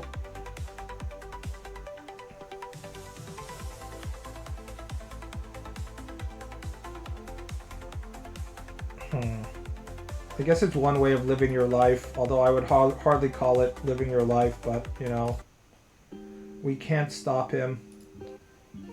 I doubt he'll actually die anytime soon. If there's one thing that TLC show, My 600 Pound Life, taught me, it's that if you think these grossly, morbidly obese people are going to die really soon, they actually aren't. That show has been going on for years and years and years now, and only like 1 or 2 of those people have actually died, despite a lot of them failing to lose weight. It's pretty interesting. The human body is pretty resilient. You really have to drink a shit ton of alcohol. Well, not alcohol, a shit ton of fat to kill you. Alcohol, you can kill yourself much faster, but there's a lot of people with like massive liver cirrhosis who also survive a lot longer than you might think. I mean, smoking is one of the worst things that we can do to our body. We know that. And yet there's smokers that live till like they're 90 and stuff like that as well. So it really is like dependent on what type of physiology you have. And some people can just handle that shit way better than others.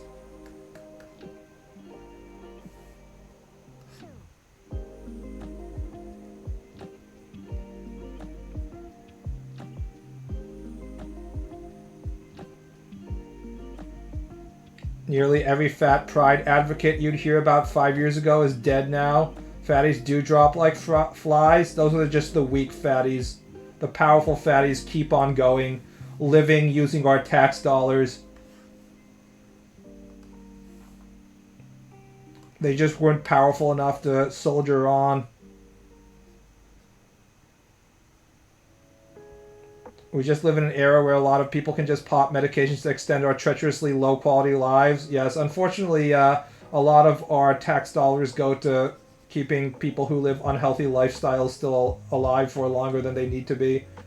But it is what it is, I guess. Obesity ain't no joke. Obesity was a huge joke for a very long time. That's why you had all those fat comics. Like you have Laurel and Hardy. And the joke is literally a fat guy rolling down a bunch of stairs. The oldest joke is like, there's a really skinny guy and a really fat guy, and they do like stupid shit, like step on rakes and stuff. It's just funny to begin with. People are like, ha ha ha, he's fat and he tripped. I am laughing now. This is like 1910. The video doesn't even have sound yet. There's someone playing the organ while you're at the movie theater and you're watching like a fat guy roll around. Funniest shit ever.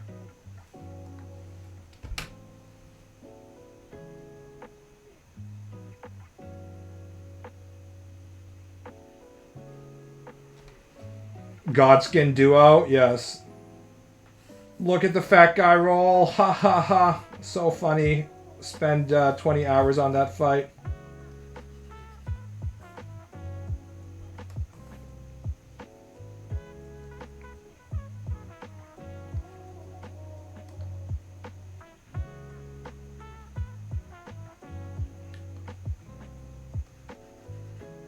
This music sounds like Persona music, not gonna lie.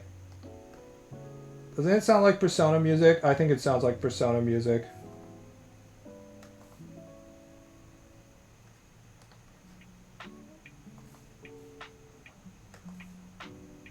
If being fat is so bad, then why don't companies say that it's a bad thing? Companies are my friend and advisors. You're just as beautiful when you're morbidly obese as the Thinspiration people, which is why you must continue to buy Dove skincare products. That's just how it works. Anybody who claims that you're unhealthy because you're overweight is just jealous of your beauty. Note that this only applies to women, not men. I've never seen any product placement for men who are like morbidly obese saying that they're beautiful just the way they are. It only applies to like women and women's skincare and like Dove and stuff like that.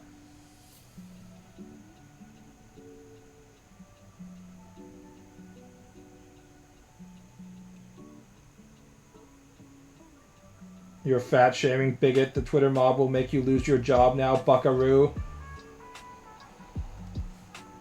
It's okay, I'll just write a heartfelt apology. Talking about how I was ignorant and didn't understand how beautiful Lizzo is.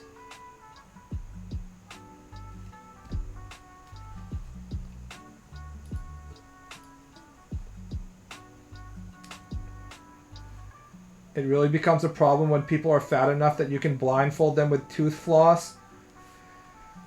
As someone who worked as a lifeguard at a YMCA indoor pool, we had this, basically it was like a seat / forklift or something. And you would take the seat to the corner of the deep end of the pool, and it would lower the seat into the water. And it was used when we would have these gigantic whale-sized fat people show up at the pool, because obviously they can't do like running and stuff, right? Because they'd annihilate their joints. So in order to exercise, they would have to go to the pool and get in the water and swim around to get any kind of physical exercise. But I can't really make fun of them because unlike all these other fat people, they're actually trying to exercise and reduce their weight. And they had gotten to the point where they have to use this stuff. But it sort of shows you about the situation that we're in America. And there were two of them. There was one woman who weighed probably about, I don't know, 500 pounds, and another guy who probably weighed about 500 pounds as well. I was there for about 8 years, and they didn't seem to have lost significant weight, but I wasn't really monitoring them that closely. They didn't have any, like, massive dramatic weight loss, that's for sure. Transporting manatees, I mean, you try and lift yourself out of the pool when you weigh 500 pounds. It is what it is, I guess. I think the forklift chair was rated to up to like 1,000 pounds or something. It was insanely like heavy, weighted down. It probably had like a shit ton of lead weights on the inside of it. It's interesting that we have this like fat technology. Losing weight is hard. It's usually a mental thing, not just physical. It's also physical as well. I read a New York Times article that these people that are grossly obese for really long, after they lose their weight, they have to maintain like extremely intense physical fitness routines, or else they regain it very quickly, because apparently the human body gets used to being a very specific weight, and once you fuck up your physiology and your body thinks that it's normal for you to weigh like 500 pounds, it keeps on trying to return to its 500 pound state, and it just slows down your metabolism. So as a result, the people who get fat once have to work super hard to stay healthy after that. So you just have a really, really long time period of having to work on this shit. Sucks, but it's sort of your own fault, right? That's why weight loss shit doesn't work. Your body like literally retains the cellular memories of being fat. You need to avoid getting to that point to start with. I mean, that's definitely step one, right? Don't become 500 pounds. That's a pro tip for all the gamers out there. Just don't get fat in the first place. That's step one.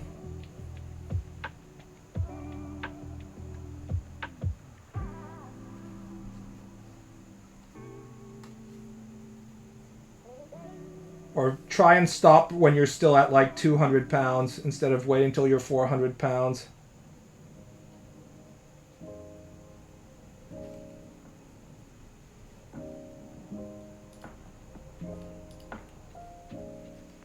Also, Hystrixia, I saw how you snubbed my streams because I said I was working on gacha-themed images.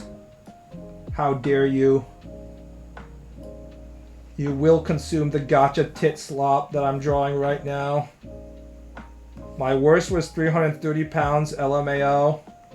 On the other hand, it's bad to be like grossly overweight, but on the other hand, like when I see the Olympic weightlifting and it's separated by weights, so like there's skinny ass people, like I'm just like, I don't give a fuck about the like 150 pound division of weightlifting, right? Like who gives a fuck?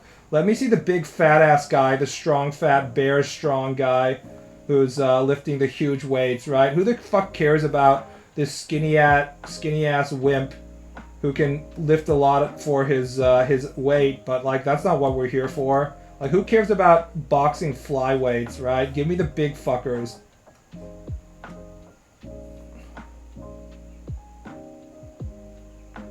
Yeah, meet the heavy, baby. You just want to see fat, strong dudes fight like bears? Look, man. Watching the Olympics really made me think about, like, what sports is, like, what sports have value to me, for example. Like, I was watching a gold medal match between Japan and China for ping pong table tennis shit. And it's just these, like, extremely cringe incel losers that are just whipping this ball back and forth at a table, and I'm just like, who the fuck is gonna watch this and get inspired by this? Takyu, as it's known in Japanese, table tennis, is probably like the #1 sport where it requires a lot of like physical fitness and like reflex and a lot of sense and stuff like that, and yet even if you're really good at it, you'll get zero pussy.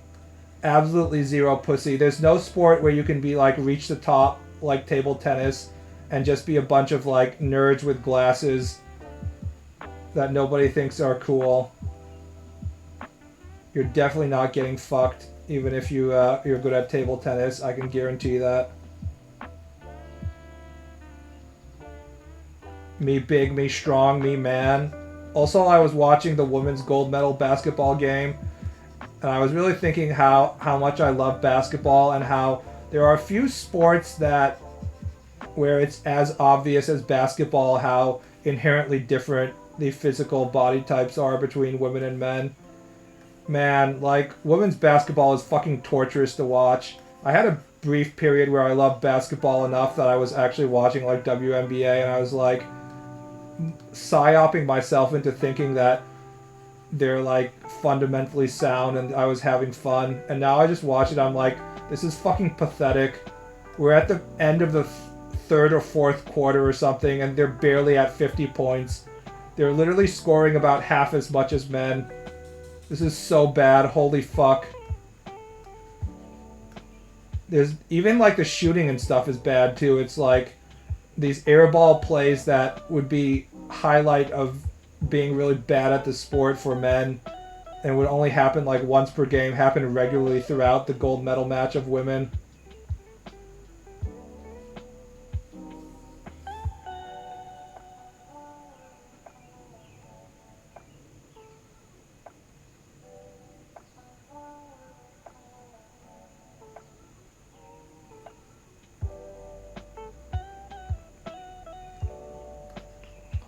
The one thing that I actually thought watching Olympics is I thought that handball should be more popular than it actually is.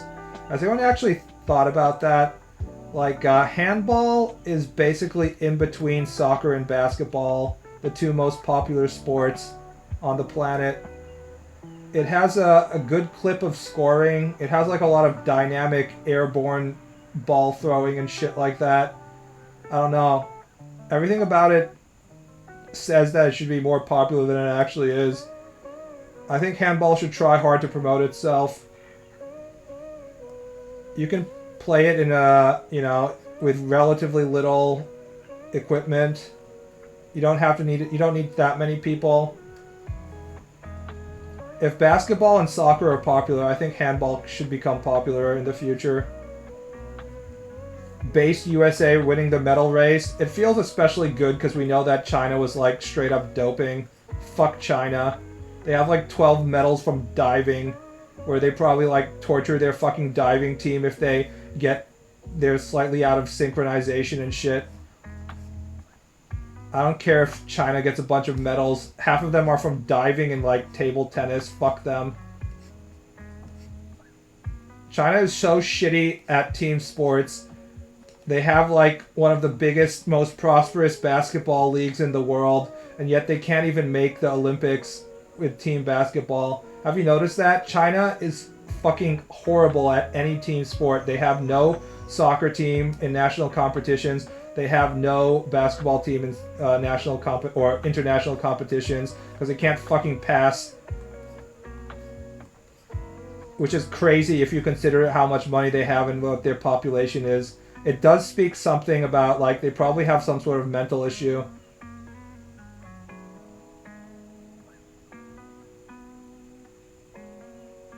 The Chinese artistic swimming team was wild to watch, though. I'm sorry, I was too busy looking at the female asses in competitive swimsuits. Too horny to understand what was going on. I see a woman in those one-piece competitive high-cut swimsuits. I have to go and masturbate. Simple as that. Don't tell the Olympic Committee this. I wouldn't want them to censor anything. What is your favorite Godzilla movie? Probably the first Godzilla movie I saw, which was Godzilla vs. Mothra in the 90s.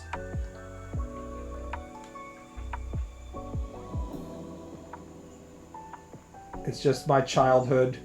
And after that, the other 90s Godzilla movies like Godzilla vs. Mechagodzilla and Godzilla vs. Space Godzilla. I really like Space Godzilla, actually. I'm a big Space Godzilla fan.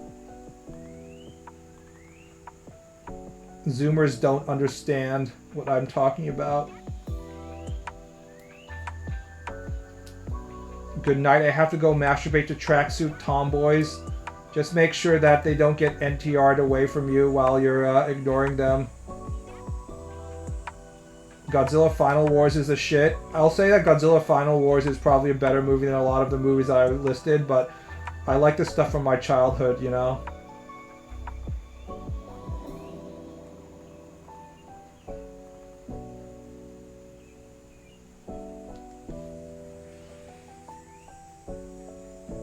The only real team sport China medaled in was women's field hockey. I mean, not only did they not medal in like basketball and stuff, they didn't even make the Olympics. They couldn't get through the prelims, which says a lot about China, considering they love basketball. They love basketball so much. The Slam Dunk anime movie that recently was released in Japan made like millions and millions of dollars in China. They have all these leagues, they take a lot of national pride, and yet they fucking suck at team sports. It's very interesting. India is also the same, not in terms of team sports, but sports in general, where they have a massive population pool, where they should have the genes, the genetically superior people that could be good at sports, but they can't seem to field the winning players in basically any sport. Have you noticed that? That says more about how they're still like a horribly third world country than the fact that they have any more interesting... The Chinese situation is more interesting because they definitely have the money and they definitely can medal in these like communist sports, right? But they can't do team sports. But India, it's just like, there's just straight up a third world country is what you can tell.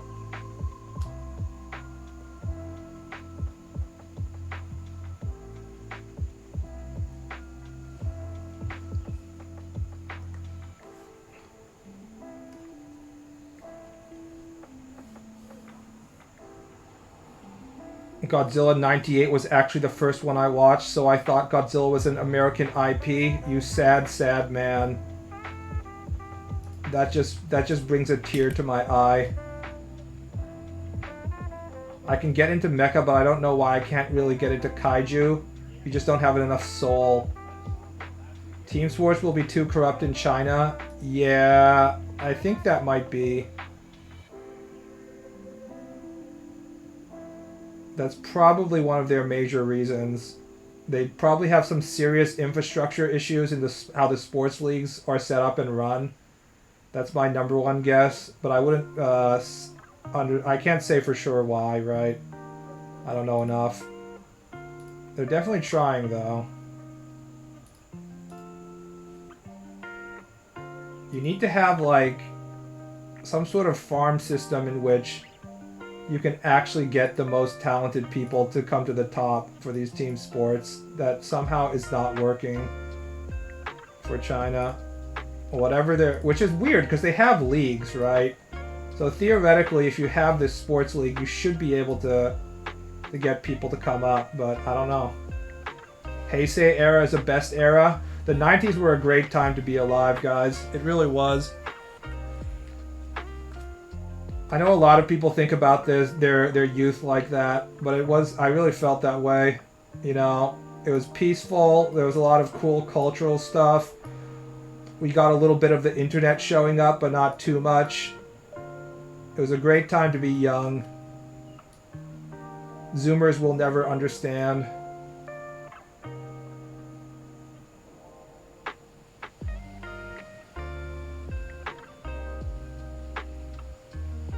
Capitalism was peaking back then. The biggest thing we had to worry about as a American was whether Bill stuck the cigar up Monica's pussy or not.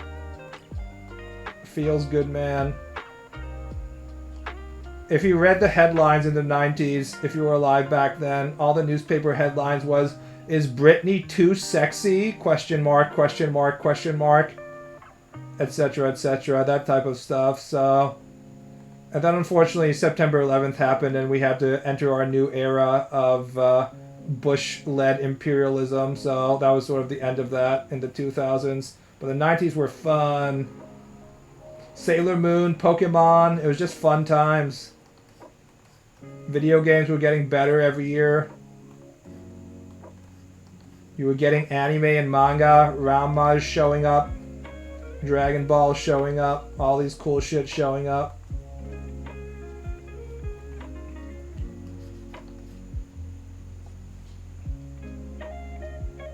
Hollywood was molesting all the kids it wanted without having to worry about all the progressive exposing shit. Yeah, the good old days. Although it was doing that basically every year, forever. Like the Sinatra years and stuff, where he literally has ties to the mob and shit. I mean, there's a reason why, oh, I guess they didn't show that. In the Godfather book, you know in the Godfather movie, they put a horse's head in the guy's bed. He was like a corrupt Hollywood producer. In the book, besides that scene, they also have a scene where the Hollywood producer who gets the horse's head stuck in his bed, he's also like soliciting like 10-year-old girls and having them come to his mansion and stuff like that, so you don't feel particularly bad for him when his prize racehorse gets beheaded and stuck in his bed. So we always knew that they were fucking kids, basically. I mean, of course we knew. We had, what's his name? I'm blanking on his name again. Roman Polanski, who is still being housed in France or whatever. Forever. Hollywood was making stories about how you make it by either being a child hoe or your mom hoeing for you as long as it existed. Yeah. It was an open secret. Roman Polanski was probably like, why is everyone angry at me? I'm just doing what everyone else is doing. He didn't make good movies. He still makes good movies. Or maybe, I don't know if he's made anything recently. But for some reason, Amazon Prime has a lot of Roman Polanski movies, so I watch them. Unlike Woody Allen, where Woody Allen's sexual creepiness is very readily available, is apparent in his own movies, Roman Polanski does a better job hiding it, so it doesn't really register when I watch them, so it doesn't really bother me. I tried watching Manhattan with Woody Allen, and the entire first half of Manhattan is Woody Allen, the character Woody Allen in Manhattan, having a girlfriend that's in high school, and then his friends are being like, oh, she's very mature. He is dating a high schooler, but she's very mature. I can understand. And I'm like, Jesus Christ, this guy wrote an entire movie to justify that he wanted to fuck like teenagers. This is so weird. Like, it's one thing to want teenagers to fuck teenagers, but it's another thing to just be like, tell the audience your entire movie how it's okay for him to fuck this teenager. Recommend Rosemary's Baby, for real, for real. Yeah, if you like creepy shit, Roman Polanski has a lot of great creepy shit movies. All of them are above a certain level of quality, so you can't really go wrong.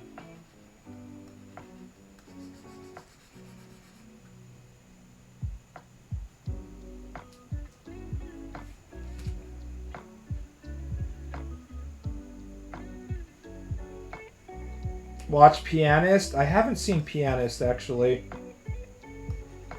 I don't really seek out Roman Polanski. They just sort of are put in my lap when Amazon Prime keeps on getting them. I bet they get them for, like, relatively cheap prices.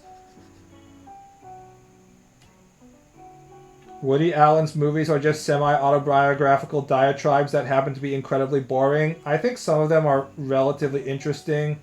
I think Annie Hall deserves its credit, especially because it was kind of new. I think Annie Hall has a pretty good, how should I put it, like, pace at which it goes between different stories. But I'm generally not a Woody Allen fan. I don't think he's particularly funny. I saw some of his stuff that's supposed to be like brilliant and funny, like his early comedy work, like Bananas and shit like that. And I never thought it was funny.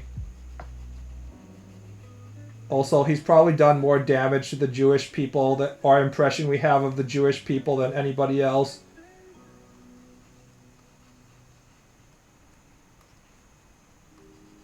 Whenever I think of anything Jewish, I think of someone having a neurotic breakdown, Woody Allen style, going forward. I like the Apartment trilogy. I recently saw the first of it, the black and white one. I forgot what it was called. Yeah, so I've seen the full Apartment trilogy now, at this point. They're all very claustrophobic, and if you don't like living in an apartment in close proximity to other people, it makes sense. Wait, he's Jewish? Woody Allen? Woody Allen is a little bit Jewish. Just a tad bit Jewish. A tiny bit of Jewish. Just a sprinkle of Jewish thrown in there for that Woody Allen movie. You can barely notice. Keck W. Here's a pro tip. If you're not good at identifying Jewish people in movies and media and stuff, if there's someone having a nervous breakdown in an unathletic manner, they're probably Jewish. Oh, repulsion, you're right, yeah.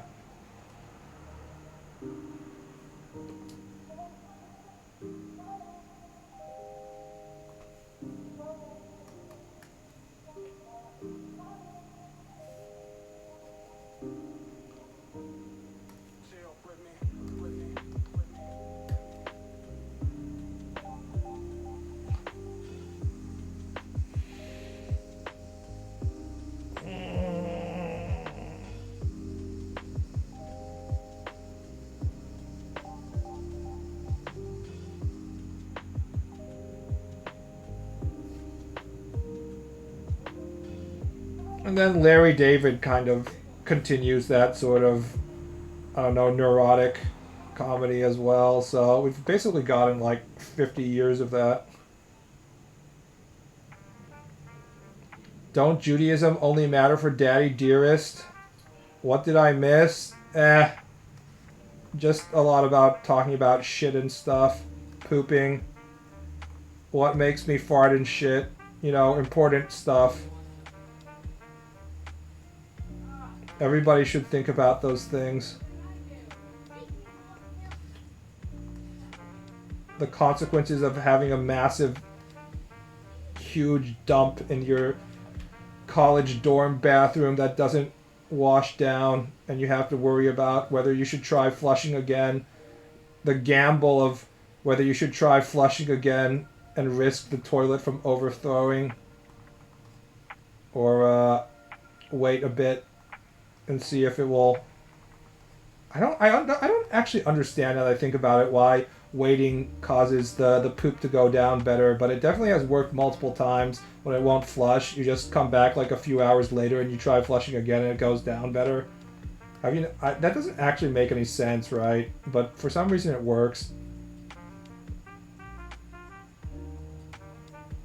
While drawing gacha slot fitting, I was working on my manga for most of the stream, but I finished the prepared pages I was planning to work on. And now I'm going back to finishing the gacha slop image. I actually had like a few days in which I ran out of juice. Just like completely. I'm like, I can't believe I'm only halfway through this fucking chapter. And I was just wasting my time playing with Novel AI, various AI novel writing stuff. And seeing how it worked and having fun with that. And playing video games and stuff. But now I feel like I'm back. We're good to go.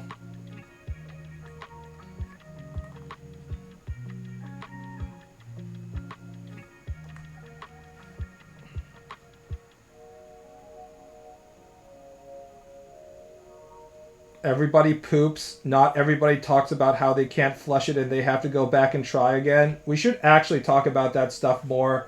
It would save us from a lot of tragedies if we could have that kind of proper education. It's just like, just tell the kids to not try and force it down. I mean, think about how many overthrown toilets we might be able to stop if we give the people proper education on whether they should flush twice or not.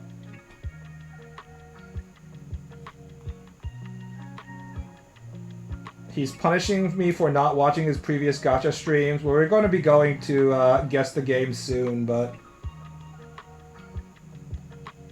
This is one of those images where it's video games, so there's just a lot of details that you have to draw, unfortunately. It's not built around, like, manga characters where they don't have as much details. They're built around being able to redraw them pretty quickly. You're right, but still too much information. There is no such thing as too much information on this stream. That's the entire point of this stream.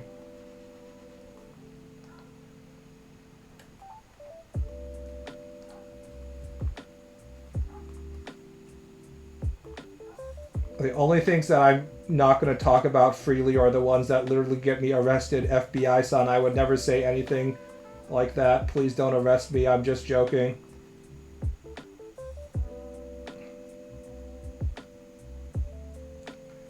Ball took a break from Guess the Game after he got ran through by a furry game. Was it a furry game? I don't think it was a... I guess it was a furry game. It was just... It looked like shit. I had never ever seen that thing before. It looks so weird. I'm just like, what the fuck is that thing? I can't believe we lost to that. What a fucking scandal. Yeah, so our streak is over. We were perfect. Me and chat were just fucking perfect forever. And now, not anymore, sadly.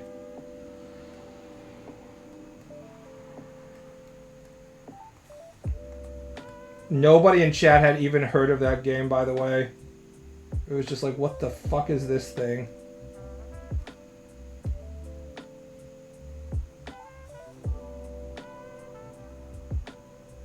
Wasn't that weird walking sim none of us had heard of? I couldn't even tell what it was. Alright, now that we're actually talking about Guess the Game, we can actually look at it. Because it should be saved in Firefox. Let's actually look at our history.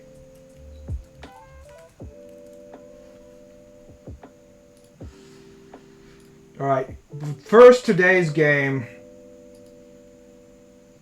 This is today's game right here. Game 820. Space Station, shitty graphics, Wii possibly. This feels like Wii graphics. Could this be a Xenoblade or something? Space Station. You think I should just guess Xenoblade Chronicles or something? Metroid Prime 3. You think this is GameCube? It might be definitely not Xenoblade or Xenoblade, what is it, Saga or some shit. I don't know. This feels like Wii era, but I guess it could be GameCube. Prime 3 was on Wii. Oh, was it? Alright, fine. I'll give you a Metroid Prime 3 guess.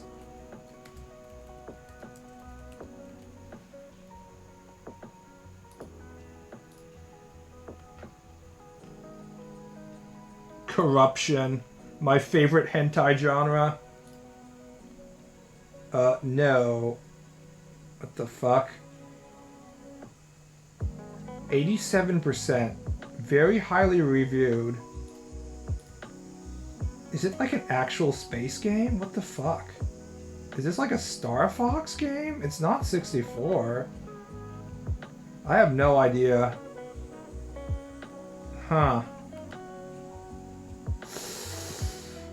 Ratchet and Clank? Maybe. 87 is really high.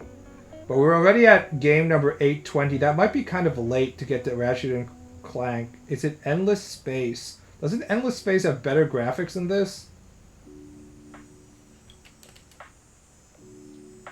It's Star Sector.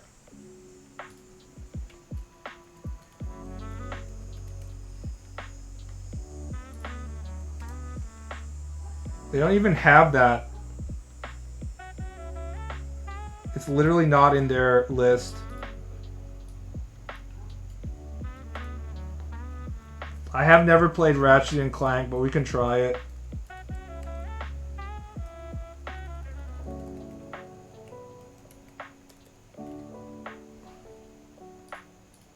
No. Okay, it really is just a PC space game.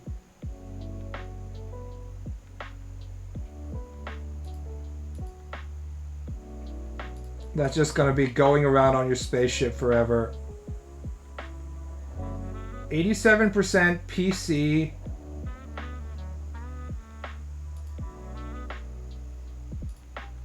Huh.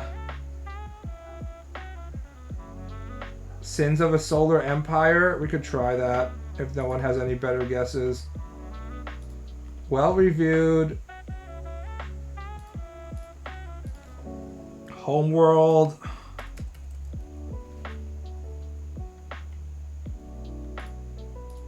You got it. Correct.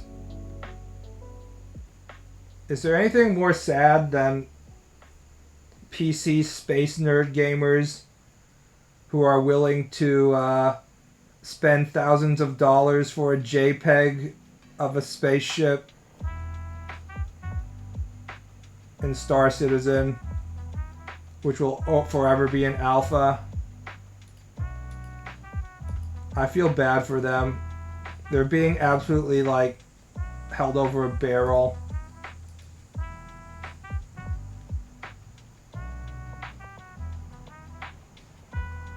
Alright, so previous days, we can see, because they keep record of where we fucking failed, where not only did I fail, all of you also failed me as well. You should be ashamed and sad. Failed, Sag.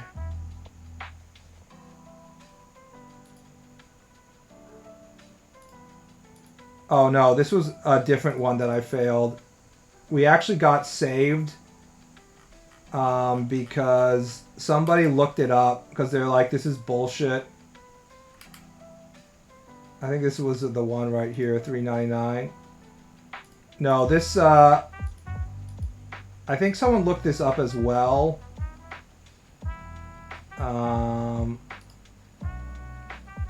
Which one was it? Was it this?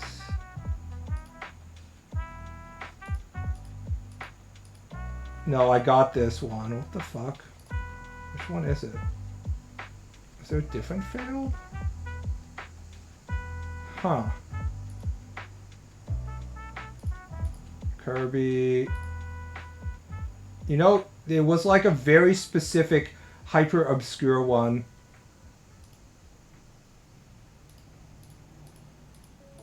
I can't find it. It was the dog game? No, but there's one after it where someone wrote it in and they said that it was I can't find it now. Huh, weird.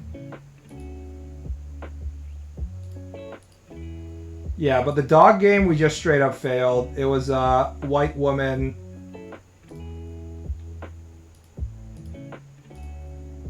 I failed this one. After we failed the first one. Red Lantern. I still have never heard of it. 69% extreme survival slop. Woman with her doggo. White woman moments. Yeah. Please stop putting that shit in Guess the Game. Nobody has played that. Alright. What the fuck? What is this? Huh. This almost looks like a Smash background, you know? What the fuck? Or like a Mario game? This feels like Mario Golf. Yeah, it feels like a background in a Mario game that you can't actually walk around in this area. I like the Mario Golf guess a lot, actually. It definitely, and like awnings, yeah, let's do Mario Golf. I like Mario Golf. It definitely feels like a Nintendo game. It definitely feels like a background of a Nintendo game. I'm going to do Mario Golf. The question is which Mario Golf, though. Because Mario Golf 1 would be like Nintendo NES type stuff. Do you know what like the Wii U Mario Golf might be? Let's try World Tour or something. Super Rush? Oh, you got it. Good job. Someone has been wasting their time playing Mario Golf. Fairway. What the fuck is this? I must admit, if I have to play a golf game, I'd definitely rather play Mario Golf than like PGA Tour. What the fuck? Why is Mario running at like 70 miles an hour to get to the next hole? Is this a golf game or what? Damn, Keck W. The Nintendo players understand the energy. Do you like actually, are you actually like, this? Are these hit point bars? What the fuck? What is going on here? Next. Okay. Oh, I feel like I've seen this. What the fuck? I feel like I've seen this so hard. I definitely haven't played it. Oh, what is this?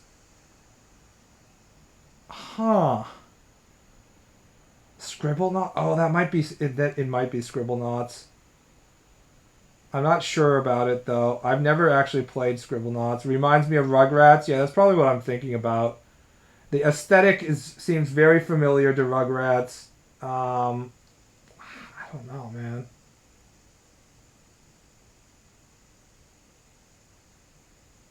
Let's try Scribble Knots. I don't know.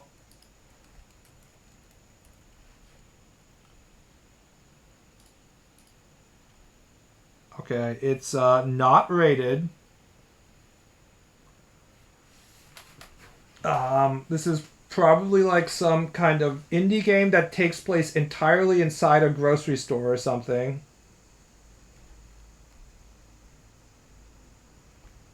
This feels like it's also in danger of failing right here.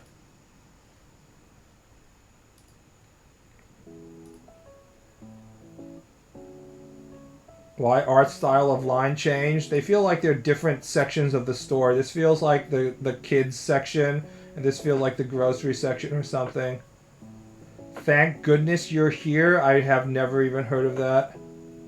I don't play enough indie video game slop to truly understand. If it's not a good game that was on console like Halo. As a true gamer, let's try Thank Goodness You're Here. It feels like that probably might not even be in the... Yeah, that's not even in there. Oh, I have no idea. Pajama Sam.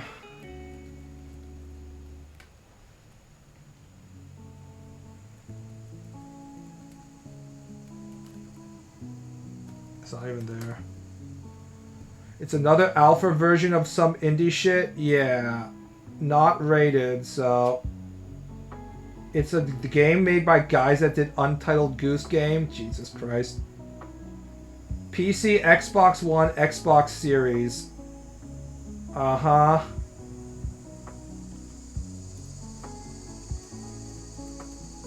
If you guys can't guess this, we're fucking done for.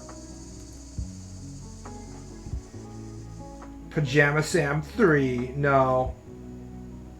Genre, adventure. I really don't feel bad about not being able to guess this, guys. Like, what the fuck, guys? Pretty much anything that's like an Xbox and PC exclusive doesn't exist to me. This is like a dead part of the video game landscape. The Big Con. Did you guys look this shit up, or do you actually know? Don't look this shit up even if, you know, it feels unfair, okay? If it stumps us, it stumps us, okay? Don't look this shit up. I don't actually believe that any of you guys actually knew this, okay?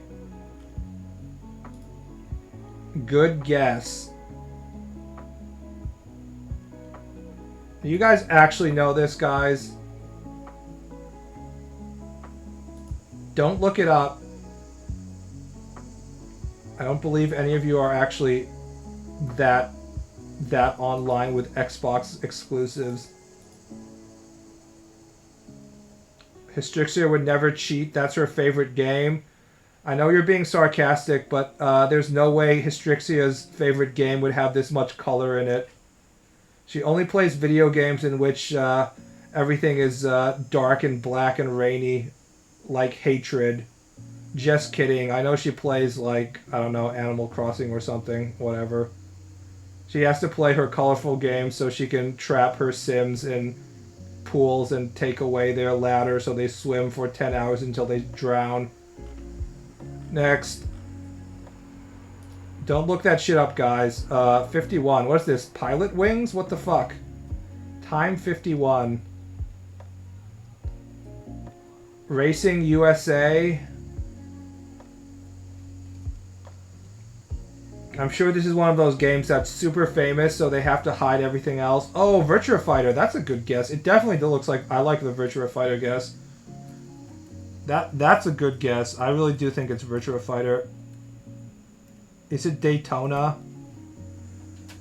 Let's try Virtua Fighter first. Wait, do they not have Virtua Fighter? Where's one? Excuse me? Was it called something else besides Virtua Fighter? They not have one? It doesn't look like two. Those clouds look very familiar. I think it's like Virtua Fighter. Oh, let's try. Pilot Wings. Metacritic score too old. Well, it's definitely not Daytona. Daytona has better graphics than this.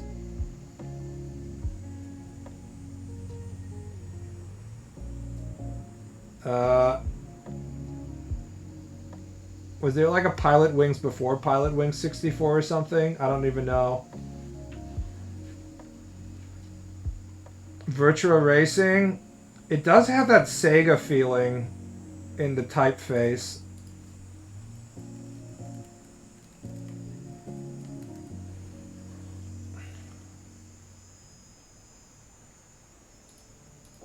Good guess. Got it.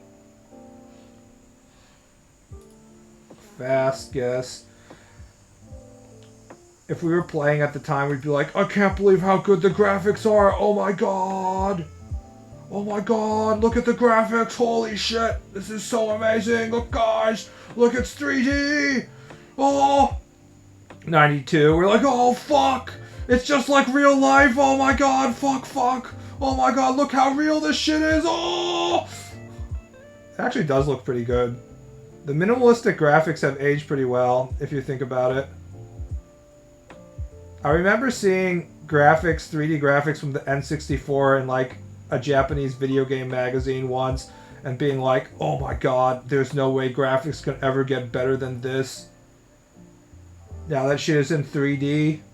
It looks exactly like real life.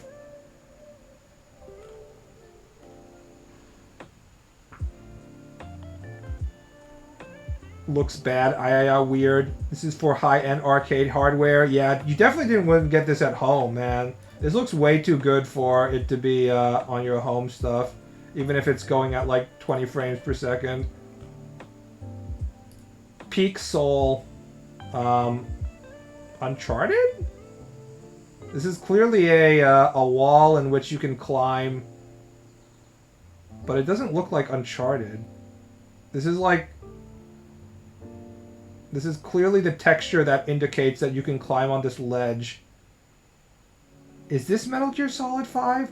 I refuse to play Metal Gear Solid 5 after I was told by Kojimbo that it wasn't actual Big Boss. 5. The Phantom Pain. No, it's ground, yeah, it's Phantom Pain, not Ground Zeroes, right? You nailed it, holy shit. Everyone, all the Metal Gear heads are like, this is clearly Afghanistan. Why are we even here, Kaz? To suffer. Whoa. Here's to you, the Koza and Bart. In my heart.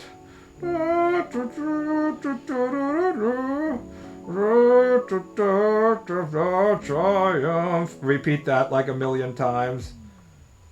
I like how even in the clip they throw him off a fucking cliff instead of extracting him properly. Feels good, man. Guess the game understands what the game is about. Throw the guy off the cliff. Whoa. What a thrill. Kojima, I'm glad we made you proud. Okay, what is this? Next. This looks like, I don't know, Outer Worlds? Yes, now we all have to make sure you all type your favorite lines and memes from Metal Gear for the next 30 minutes and not, instead of actually guessing the next game. Outer Wilds, yeah, Friday the 13th. I don't know why I think Outer Wilds by looking at this.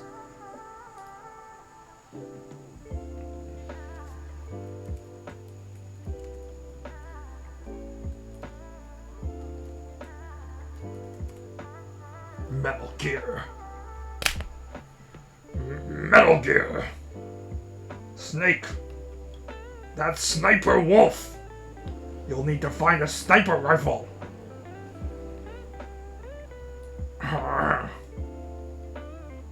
This looks like Slender, but surely that's not it. I think you have the brown in the DLC, baby. Snake. Snake, put your controller on the floor. I'm gonna move it with my mind. Snake! Snake! Snake! Dun dun dun dun dun dun.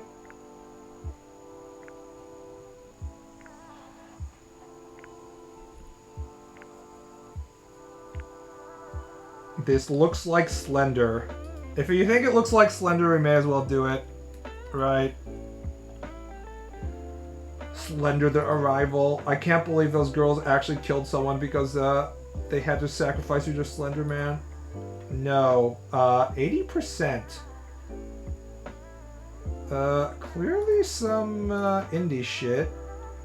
Wait, is this getting over it? No. It's not getting over it, is it?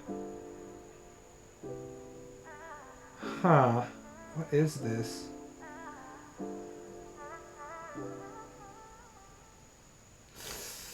%, huh? Gris? I don't even know this. Haven't even heard of it.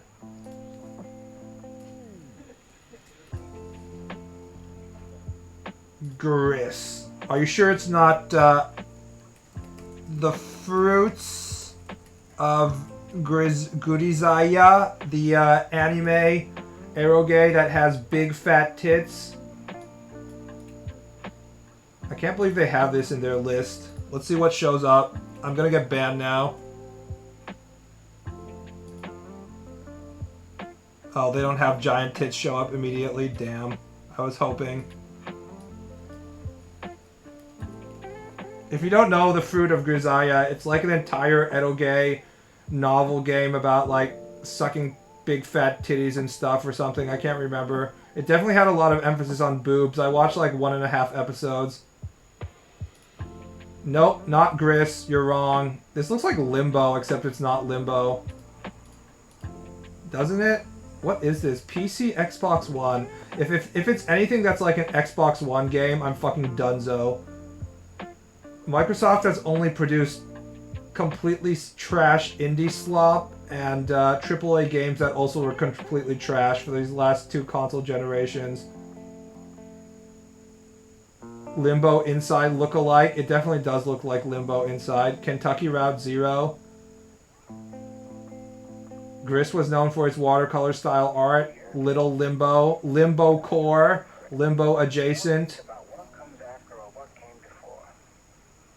Unfortunately, unlike Kojimbo creating Strand style gameplay, we only don't have any other Strand games, but we do have a lot of Limbo games.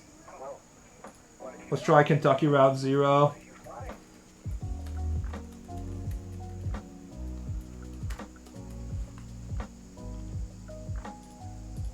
No.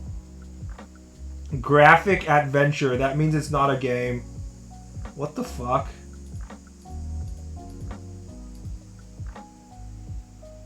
Looks like Inside to me. Reminds me slightly of Little Nightmares, hence why I said Limbo. I've watched people play Little Nightmares and it looks better than this. This is like a shittier version of Little Nightmares. Graphic adventure, okay, dude.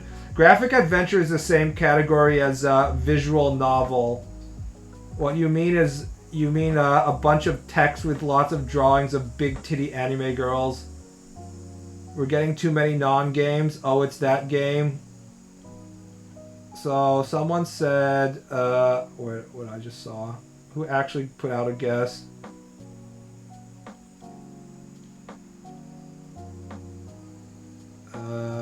Inside, people are saying, but Inside sounds like it's kind of famous? Do other people think it might be Inside? We're already at 4, so you better get it right.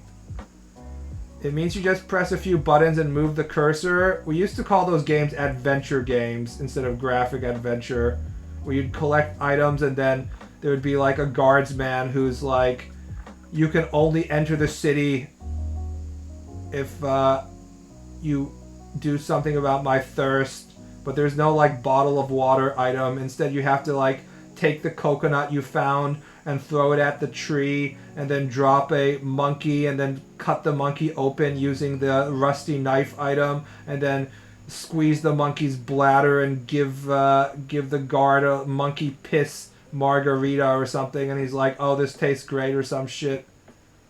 Point and click games, yeah, we were being nice to them when we called them adventure games, because it was usually like try and figure out the nonsensical item that you would click. It was one of the worst video game genres ever. It's one of those genres that, aside from a very few people, nobody miss when they don't make video games of them anymore.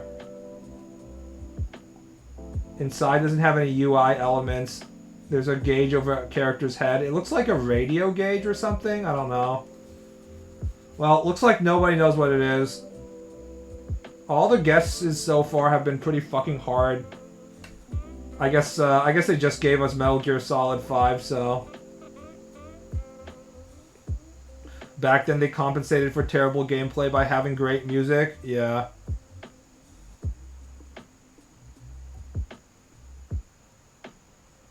I love how you magically read my mind about giving the guard piss. I mean, he has to drink something, right?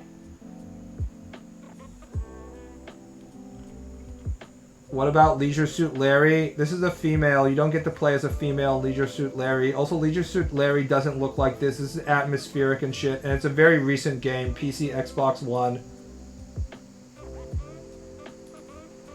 It's probably like a game about the...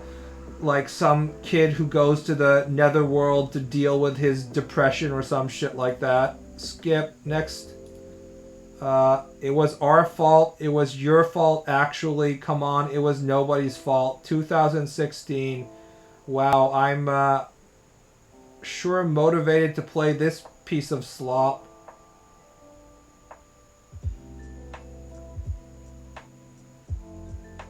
What the fuck is this?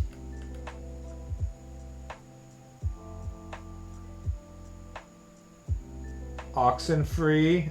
I'll try Oxenfree. Come on, guys. Use your fucking gamer cred. You got it. Good job. This is indie stuff. I've heard of Oxenfree before, but you did get it. Do we have to play this? That's what I was thinking. Do we actually have to play this? The answer is no. You don't have to play it. The answer is Oxenfree, guys. I'll just watch. Yeah, that is what you're going to be doing. You're just going to be watching. I cannot stop shitting on these type of indie games. There was a brief period in which I actually gave them... Wait a second. What was the description that they say? Oxenfree is a supernatural thriller adventure developed and published by Night Studio. The game weaves an engrossing tale revolving around Alex. Of course, it's a female who's named Alex, a rebellious teenager who accidentally opens a ghostly rift while on an overnight trip to an abandoned military island. Sounds like indie slop. The gameplay in Oxenfree blends exploration with narrative. It means you click on things, focusing on player choice through a unique dialogue system that shapes the story. If you're a fan of narrative-driven games like Life is Strange or Firewatch, I'm not. So quirky. What the fuck is this? Alright, next game. Is this fucking Zelda? Every time I see, like, a spiderweb, I'm like, Golden Skulltulas. Rayman? We always have to guess, like, Rayman and Zelda. This looks like, Don't Starve? I don't think it's Don't Starve. Don't Starve doesn't have graphics like this, does it? Huh. Luigi's Mansion 2? What about Luigi's Mansion 1? I thought Luigi's Mansion had better graphics than this, though. Yeah, it's a 3D environment. It's not... I'm also with Rayman, but which Rayman? Harry Potter PS1? I think this is after PS1. This does seems too good for PS1 graphics. Let's try Luigi's... it definitely feels Nintendo-y, though. The graphical style.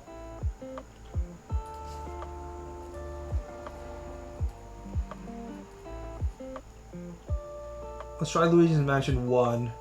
Oh, you're right. You said 2, right? You probably were... You were correct. I usually go for 1, just because that's how they do it. But I think you're right about the 2 right there, my friend. Trash Pitch is kind of on a roll, actually. Not gonna lie. Because if it's yellow, so it's same franchise. Good guess. Yeah. He got it first try, but I didn't trust him. Had different art styles from 1 and is on the 3DS. Oh, that's right. That's why I thought that it wasn't a PS1 game. It was better graphics, but it looks like it has really bad graphics. Because it does look like it's portable, right? It's like worse graphics than GameCube, but better graphics than a PS1. And that's the 3DS art style. Good guess. Oh, I gotta suck up the tablecloth. Oh, I'm so scared. So scared. I should write some fan fiction about Luigi cucking Mario. Now that I have a novel AI subscription. I'm just writing superhero porn, but I need to make sure Luigi can get back on his brother. I'll publish it in the Discord when I finish. Luigi has a threesome with Mario and Bowsette. I just have that type of autism. Don't get cocky, kid. It's gonna get harder from here. This looks like a Mega Man, like, energy bar or something, doesn't it? Like, I feel like if there was more yellow bars going up, it would be like the energy stock of Mega Man. You got a novel AI subscription? I've been playing with AI the last 2 or 3 days. I'm having my AI moment. I'll be bored with it pretty quickly, but I'm using it kind of as my personal Dungeons and Dragons system.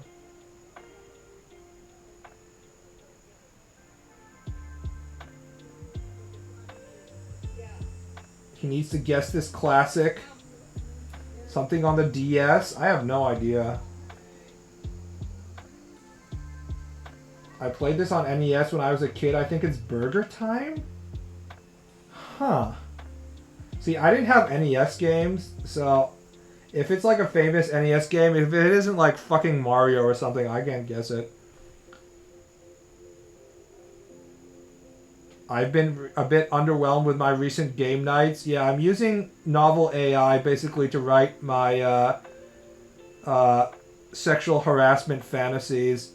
I can set up characters and stuff, and while we're in the middle of having a serious conversation about how we deal with the dragon, I can start typing like, my main character, BaalBud, starts rubbing the ass of the elf wizard and see how the novel AI reacts to my extremely inappropriate behavior.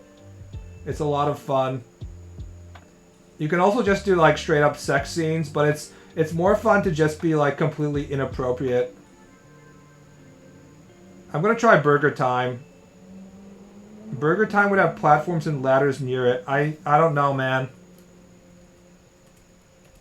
I kind of like the guess. You don't have to worry about the DM freaking out. Yeah, the number one problem with actual Dungeons & Dragons with other players is you can't just be constantly sexually harassing player characters. If you do the level of inappropriate shit, holy shit. See? Good job. Who said Burger Time first? Who said Burger Time first? I played this a lot on NES when I was a kid. I think it's Burger Time. The Adam G got it. Early guess. Good job. The people who played it know it. Look at all the people who said it wasn't Burger Time because there would have been platforms and ladders near it. Trash pits. You'll be ashamed of your words and deeds. It is indeed Burger Time. Is this like a fucking walking egg? Look at this Giga Chad stance of the cook. So iconic. It does have very iconic graphics, I'll give you that. Is this like a patty? I can't even tell what it is. Holy shit, look at that. Oh, yeah, this is the, yeah, interesting. Huh. Burger Time! Remember back when every game looked like this? No, you don't, because you're all Zoomers. Next, except the person who played it back when he was a kid. Commit seppuku. Yeah, you were doing pretty good, but now you must die from shame. All right, this looks like some PS slop right here, guys. This feels like a background of Mortal Kombat or like God of War remake number 12 or some shit. You need to add Clappy to 7TV. I think 7TV is disabled here. Huh. This looks like a serious cinematic adult video game for adult gamers like myself. It really has very strong PlayStation vibes. I'm not sure why. Huh.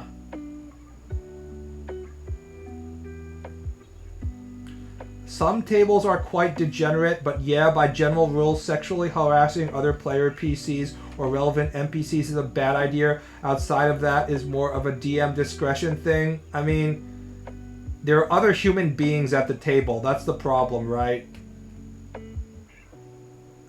It's not like they're actual NPCs, and it's not like you're the actual main character.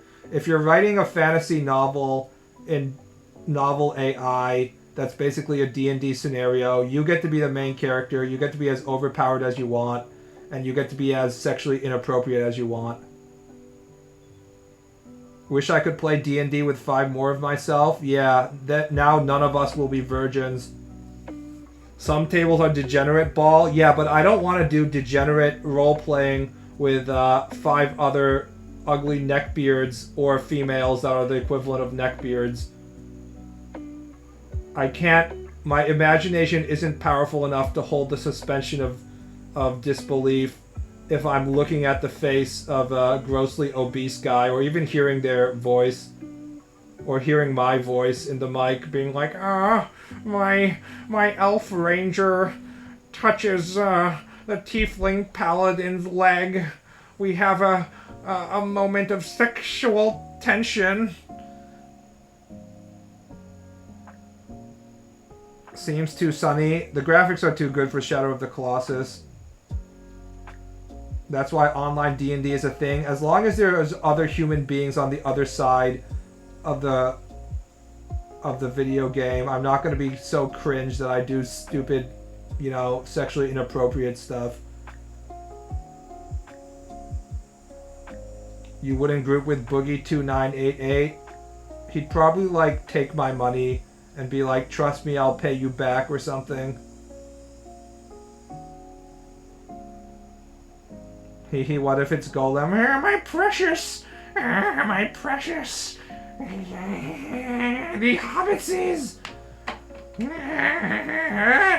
Beautiful fish! Fish to please myself! I will now please myself with this fish! Any guesses, guys, while I do my Gollum voice? How about we guess Gollum here?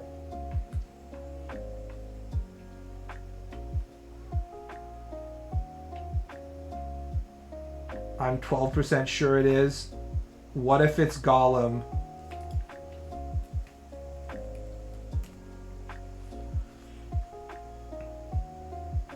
I meant sexual harassment in a joking way, not an actual erotic roleplay. That's another whole thing. That's right. Me and the Dungeon Master have to start doing erotic roleplay because the plot counts for it. I have to be honest to myself. If my character is sexually attracted to this NPC, I'm gonna force the Dungeon Master to start our erotic roleplay session with 5 other people waiting for us. Yeah, that ain't gonna happen, so... Holy shit! Jesus Christ, guys. This, out of all the guesses we've had so far, this has got to be the craziest one. I just was shitting on Trash Pits for his incorrect shit about Burger Time. I can't believe he remembers what the mountains and the mist and the sun of fucking Lord of the Rings Golem looks like. What the fuck, dude? Why do you even play this? Why do you do that to yourself, dude? This is a, like, 2021 game, by the way. This stuff. Oh my god. That has got 34%. Holy fuck. Trash Pits is really on a roll this time. Oh my god. I can't believe they put that in there. Game number 412. Look at this shit. I would never have guessed it based on these first 3. This almost looks like a good game right here. What the fuck? Ah! LMAO. Holy shit. You know, just looking at the photos, it doesn't look Golem. Golem is winning the argument. 34% Keck W. Ah. Did he just zip through the wall? No, he's just crawling underneath. Ah, Golem. I like how he runs into the hole for like 5 seconds before he actually starts the animation in which he crawls under. Daedalic Entertainment, are they still alive?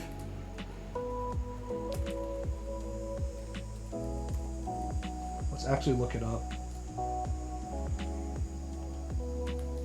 German video game publisher.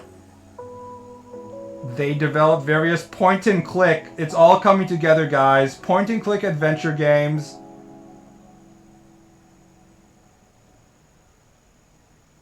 I guess it's not bankrupt yet. Oh yeah, in June 2023, Daedalic shuttered its development division, affecting 25 of its more than 90 employees. The closure came as a result of poor reception and performance of the studio's final internally developed game, Lord of the Rings Golem. Of course it killed them. Dude, they were alive since 2008, just making point-and-click, low-budget stuff. Chronicles of Shakespeare, Romeo and Juliet. State of Mind, A Year of Rain. We've never heard any of these. I think I've heard of Long Journey Home, actually, now I think about it. Deponia. I think I've seen the Deponia. Yeah, I've seen the Deponia stuff on sale as well. So they were making these low budget games, and at one point they're just like, hey guys, 2020, what if we get the Lord of the Rings fucking license and we make Golem game? And now they're fucking dead. Literally was killed by Golem. What a guess, Trash Pits. Holy shit. Alright, that's gotta be the most impressive first try guess if we had in a long time. Next! The Trash Fire had Day 1 DLC that was Lord of the Rings language and in-depth lore add-ons. They really thought that there was like Elvish-speaking Lord of the Rings fans that were like, oh, this is finally the hardcore Lord of the Rings game IP that I've been waiting for so long. Deponia has a hot chick. Excuse me while I fart. Is this Morrowind? It looks too good. Although I understand why you think it's Elder Scrolls. I mean, it might be.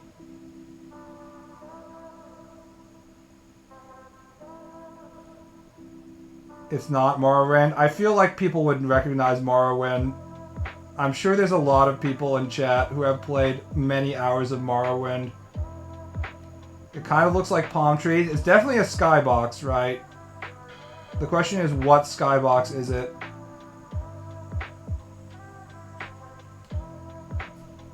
Dinosaur Planet. I mean, it might be. Who knows? We could try Dinosaur Planet.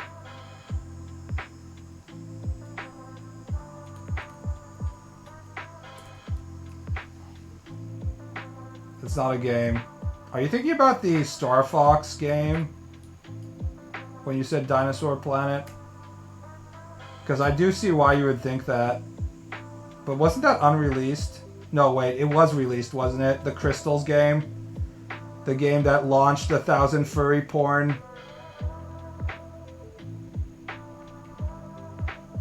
Yeah, what was it called? Was it like Star Fox Adventures or something? Let's try Star Fox Adventures. Why not? No. 80%. Well reviewed. This is probably a pretty famous game because they're giving very few details. When you have such little information, it means it's actually very recognizable and they have to limit it. So let's think in terms of relatively famous games, I think.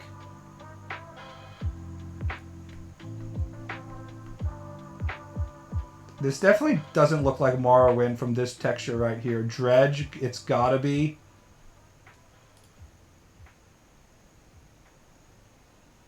Reminds me of Dredge +1. Looks like a Dredge.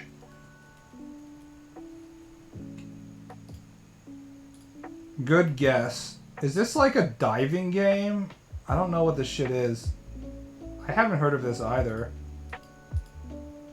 It's a fishing game. Ship simulation. Man is standing in a doorway. Hot Bada Daddy. God, the graphics kind of look shitty, guys, don't you think? What the fuck? What, are you like fishing in the apocalypse or something? What the fuck is this? Horror fishing game. I guess that makes sense. Oh, so this weird-ass white stuff, the weird-ass... This is like a wave? Yeah, it doesn't make any sense. Alright, next. Actually fun. Is this clay?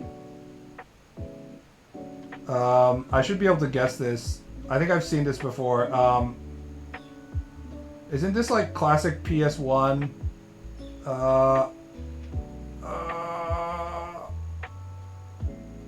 Claymation.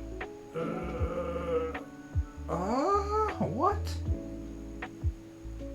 Some kind of Five Nights at Freddy's game. Speaking of Five Nights at Freddy's, in this month's PS Plus free games, not actually free by the way, that I get awarded after paying $60 every year, is I get Five Nights at Freddy's Something Breach, the most recent one. So this will be my first experience at playing a Five Nights at Freddy's game if I actually play it, which I'm not sure I will. A lot of people are saying Neverhood. We have like 3 people being like Neverhood. Alright. The Neverhood. Easy. Wow. Okay, I don't know what this is. Too old for Metacritic. What? Is this the one with... Yeah, that's... Yeah, I've seen it before. I didn't know what it was called, though. I definitely wouldn't have guessed this, but I definitely... This was what I was thinking of. Like, I've seen that character. I remember that character. But I could not have guessed it. Claymation. You gotta love Claymation in terms of, like, shit that takes forever to do.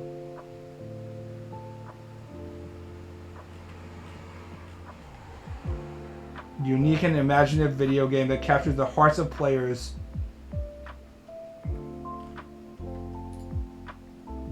Alright.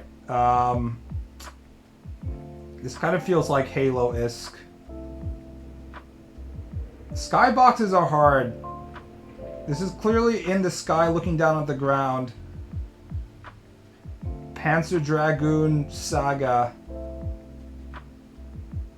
Smash This isn't Melee though, is it? Like that stage where you're flying around? Smash Melee? I mean, I can see why you might think that. Looks like Smash. Look, Trash Pits has been on a fucking roll, guys. If he guesses Elder Scrolls Golem first try, he's I'm gonna give him the Smash Melee guess, considering other people have it does sort of look like Ace Combat as well, but I don't think it is. I'm gonna give him the Smash Melee. Super Smash Brothers Melee guess. He's earned that at least. See? Jesus Christ, Trash Pits.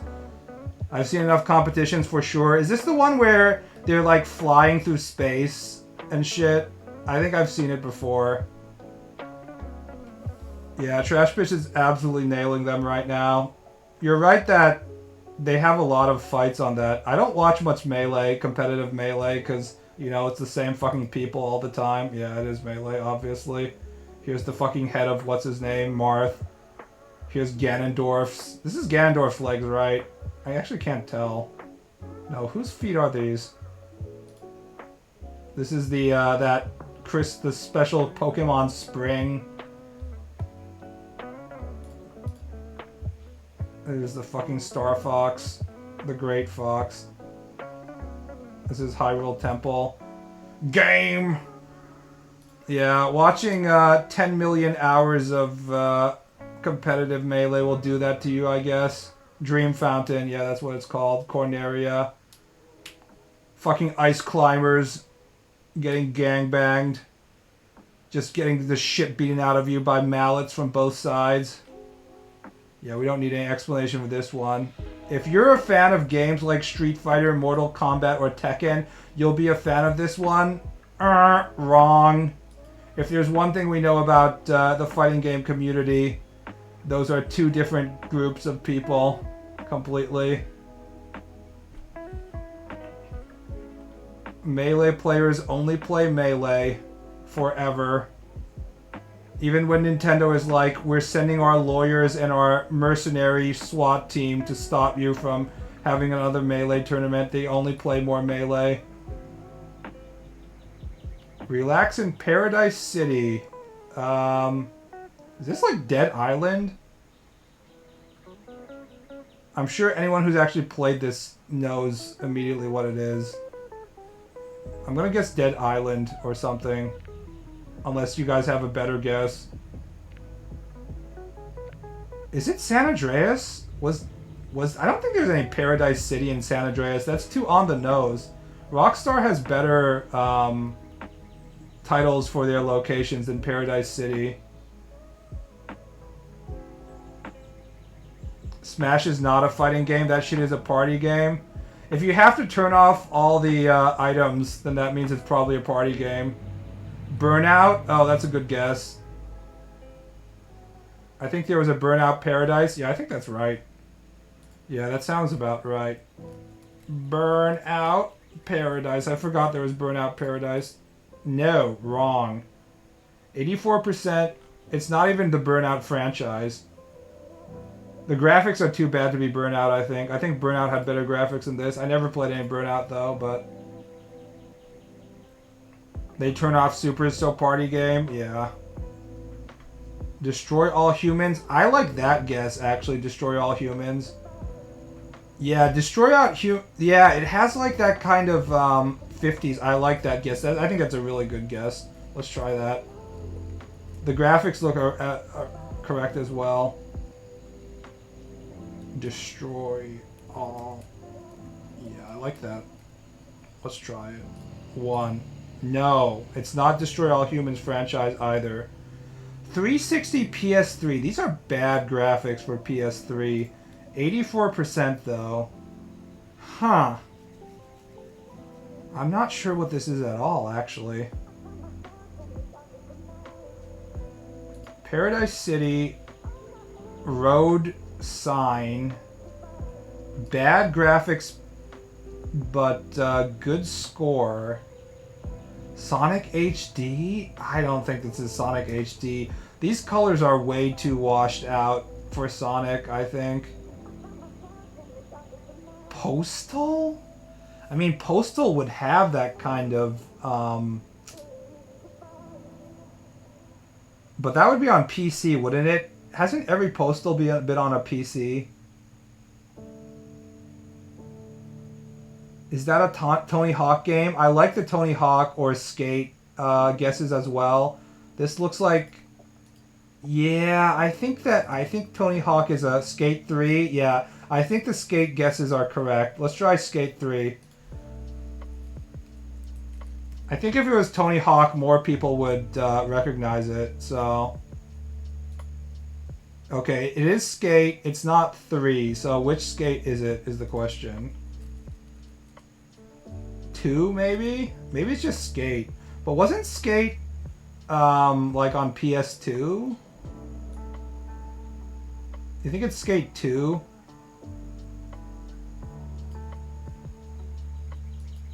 Let's try Skate 2. Yeah, okay, there we go. I never played any skateboarding games because I never found them to be particularly that satisfying. Yeah.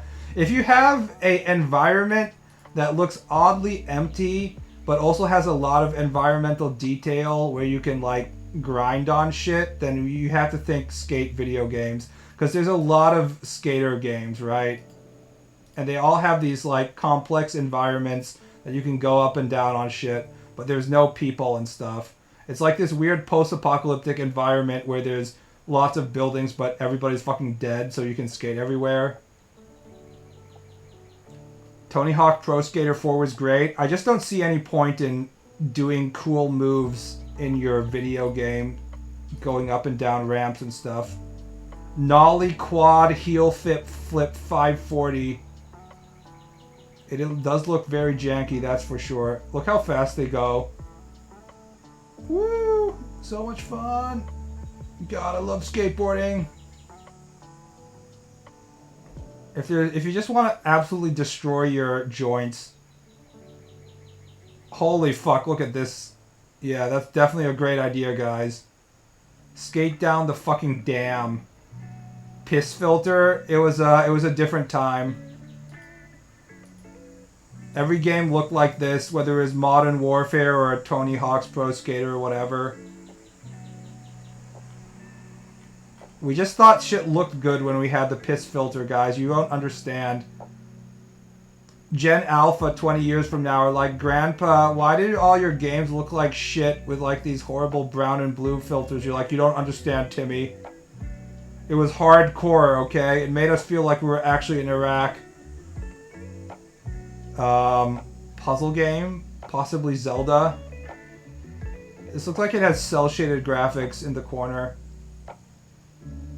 I assume this is a fucking sliding puzzle.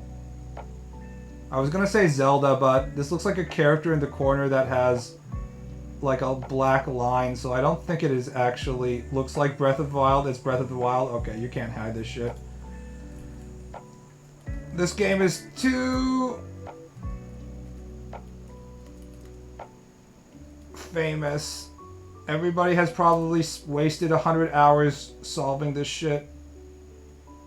Breath of the Wild or Tears of the Kingdom? No.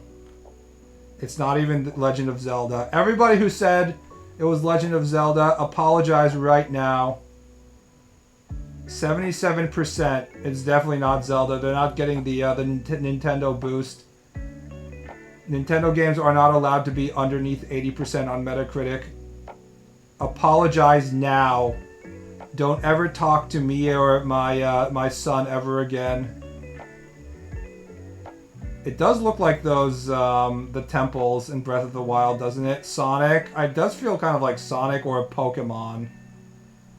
But 77% is too low for Pokemon. There's no way the Pokemon players would let it go that low. Pokemon fans are fucking brainwashed. It's never going to get below 77%. Sonic 06? Yeah, I think you're right. What's it called? Is it just like Sonic the Hedgehog? Sonic 06. What's the official name for 06? It's got that stupid Italian flair on the building. I don't actually remember what 06 was. I will not. They shoved so much of that concentric design down our throats that's burned into my soul now. It's just Sonic the Hedgehog? Okay. Oh, I guess that's why they have to call it 06. Can we stop doing the fucking naming convention where it goes Halo, Combat Evolved, Halo 2, Halo 3,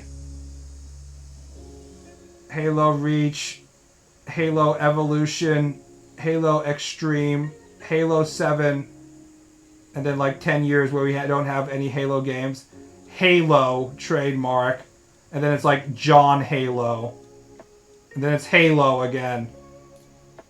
No, not Sonic the Hedgehog. Not even the right franchise. You're all failing. PC, PS4, PS5, Xbox. Huh. I told you, it's fucking cell shaded. Look. There's some cell shading going on. I knew there was some fucking black line right here. Right? It's cell shaded. That's Zorro. It definitely looks like Zorro. Is this the One Piece Muso? Was it on PS4 though? I guess it was. 587.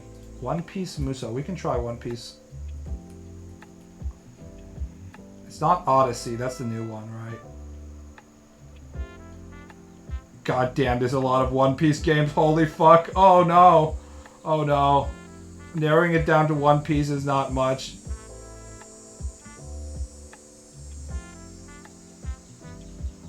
It's very low score. You guys remember what it's called? It's all subtitles, Jesus Christ. Oh no. Which One Piece is the real One Piece? Odyssey uses that font? It is PS4. Wasn't Odyssey? I think it is Odyssey now that I think about it. Let's try Odyssey. It is Odyssey. Okay. Holy shit, there's a lot of One Piece games. Please show me Nico Robin's. If they don't show Nico or Nami's massive cleavage in the next 3 images, I'm gonna cry, okay? Yeah, this is definitely One Piece. I remember the fucking perverted crab. Mission accomplished, guys. We did it. I see the boobs.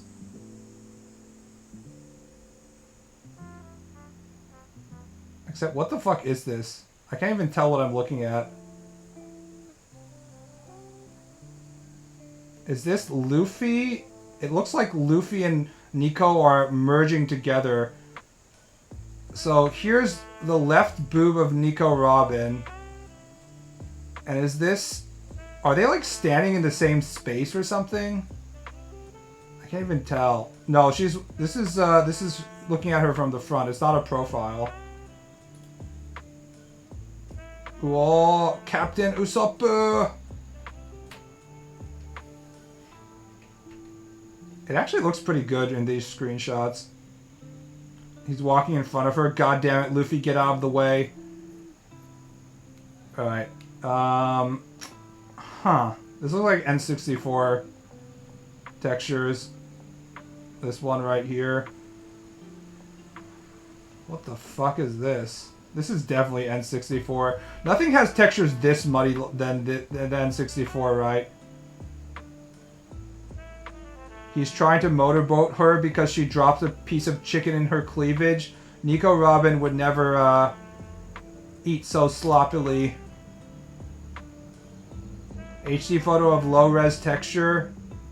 Chibi Robo, Goemon. I guess it could also be GameCube, but I mean, the textures down over here are actually way better. Goemon? Would it be Goemon? I mean, these are tiles right here. But I don't think it's Goemon, though. like this floor texture. I don't think it would have this in Goemon. We have 2 people saying Goemon, but I like the Chibi Robo guess better. Also, Animal Crossing I think is more colorful than this. Let's try Chibi Robo. We haven't had Chibi Robo yet, and it's a relatively beloved game. I feel like it should be showing up around now.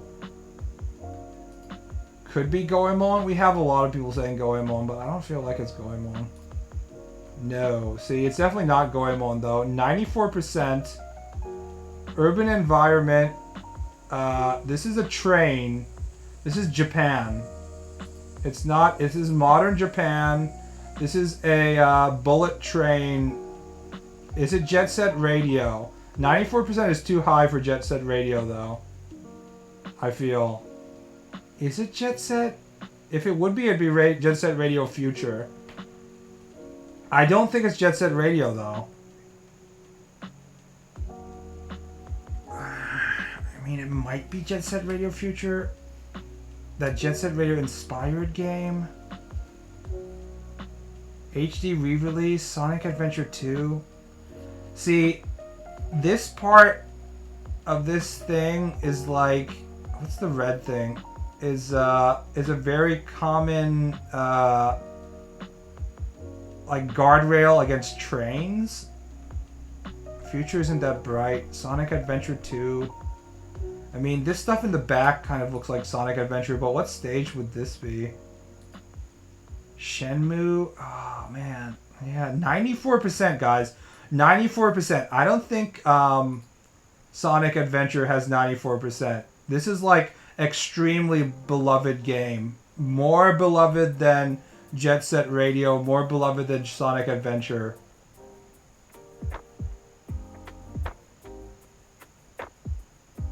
Shenmue is a strong guess. Yes, classic Shenmue. Not Shenmue 2 or 3. Let's try Shenmue. First Shenmue. Just Shenmue. Because there was a time when Shenmue was like fucking, you know, cutting edge.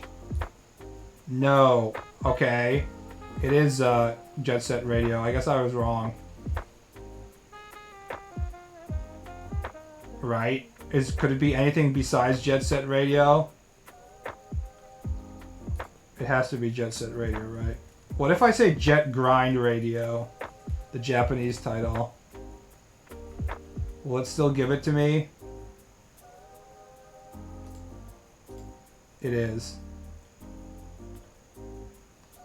It's good for them to have the same, both the Japanese title and the Western title as well. Jet Grind Radio and Jet Set Radio. That's the kind of shit that if they weren't properly doing their homework, they would get wrong. Yeah, boy, run! You know what this takes for?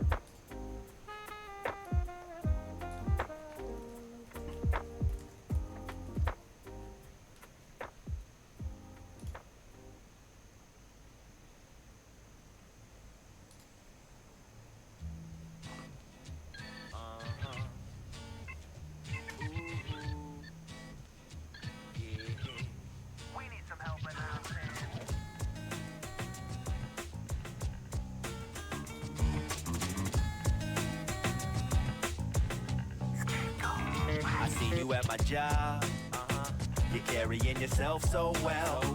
I made myself a promise. What's that? Not to get emotional. As I remain stable. I take another glance at next. you.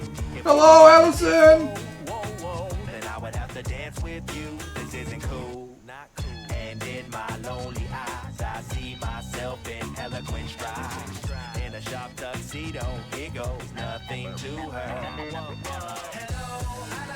I wanna hold your hand. I haven't been the same man since I saw you coming in. Let's have a toast to the girl in aisle 10. We need some help in Hello, Allison. I wanna hold your hand. I haven't been the same man since I saw you coming in. Let's have a toast. Any guesses? I think this is the last one. I have to do shit. It's 6. I have to go jog. The concept of love. Understand. Understand the concept of love.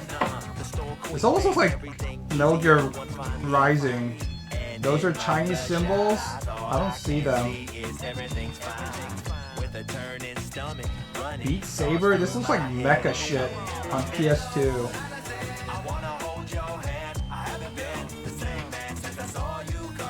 I can't believe Jet Set Radio got like 94%. We really liked that game, didn't we?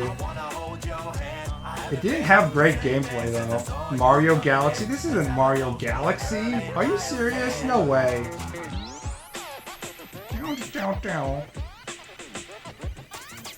Yeah, let's get the full OST.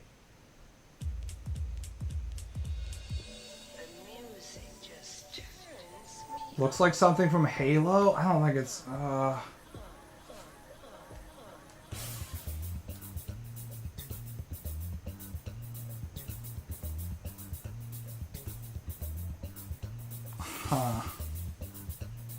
Mario Galaxy. We have 2 people saying Mario Galaxy.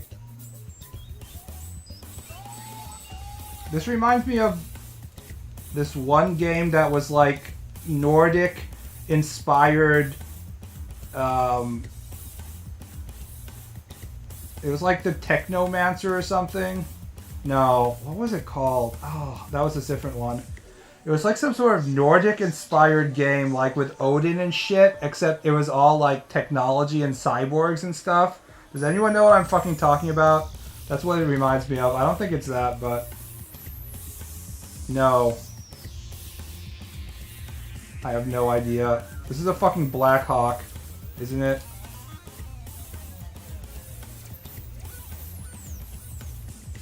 This is definitely a attack helicopter. A Hind D! 91%. 91%. Very well liked. This looks very sci-fi. This looks like an attack helicopter. In a very skyboxy. Is that a damn warthog? Do you think it's 91%? Do you think it's Halo Reach? Is this a fucking what do you call it? Pelican or something? That's a Hornet. Would it be Reach?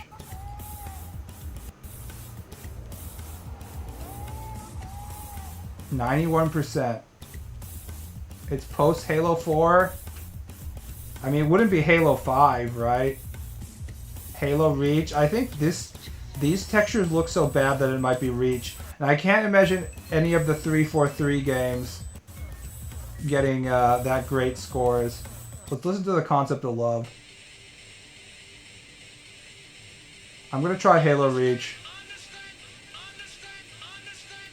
Understand! Yep, it's Reach.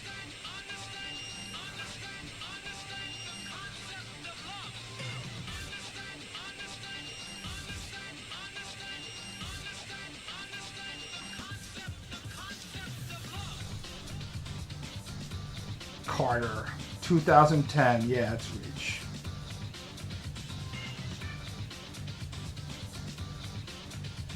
Keck W. Alright, one more. We got that pretty easily. So much bloom. It was a different time.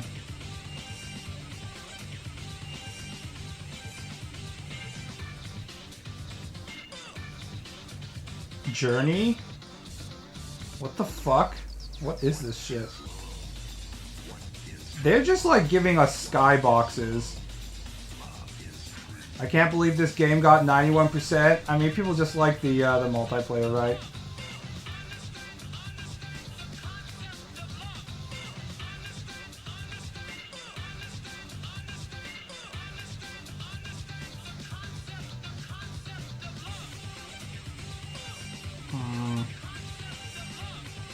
I don't have any guesses regarding this. I can't even tell, like, this is... It looks like a Chinese building, right? Skip. Unless you guys have any guesses. I don't even have the... Smite. I mean, we could try Smite. I can try Smite. If you can guess Elder Scrolls, no. Lord of the Rings Golem, we can guess Smite. Holy shit, Trash Bits. You are just... Alright, I think that's the end of today. Trash Bits is getting the gold sticker for recognizing extremely vague video game images. How many hours of Smite do you even have? What the fuck? Yeah, he has like multiple first chance guesses. Very impressive today. 83% PC. Huh, I was never... Like, how can you even spend time looking at the sky when you're playing that game? Why am I like this? Yeah, your brain cells are being used for the incorrect information, unfortunately. I think I'm pretty bad in terms of not remembering other human beings I should remember and instead remembering video game memories and stuff like that, but you're taking it to a whole other level. You need to somehow convince your brain that it doesn't need to remember information about Elder Scrolls Golem. That should be a personal project of you, so you can use your cells for something else. No cheating? I mean, even if you were cheating, like how the fuck would you guess it from just this information unless you were straight up have guessed the game open?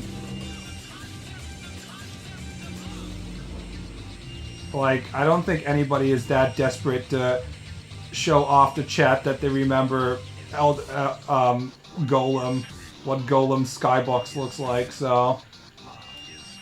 We need to be sure to conduct a cheating test on Trash Pits. I mean, I don't know if you want to be proud about your Golem guess right there, so... Alright, see you around, guys. I will continue to be grinding my manga. Hope you have a nice night. Good night, guys. Understand the concept of love.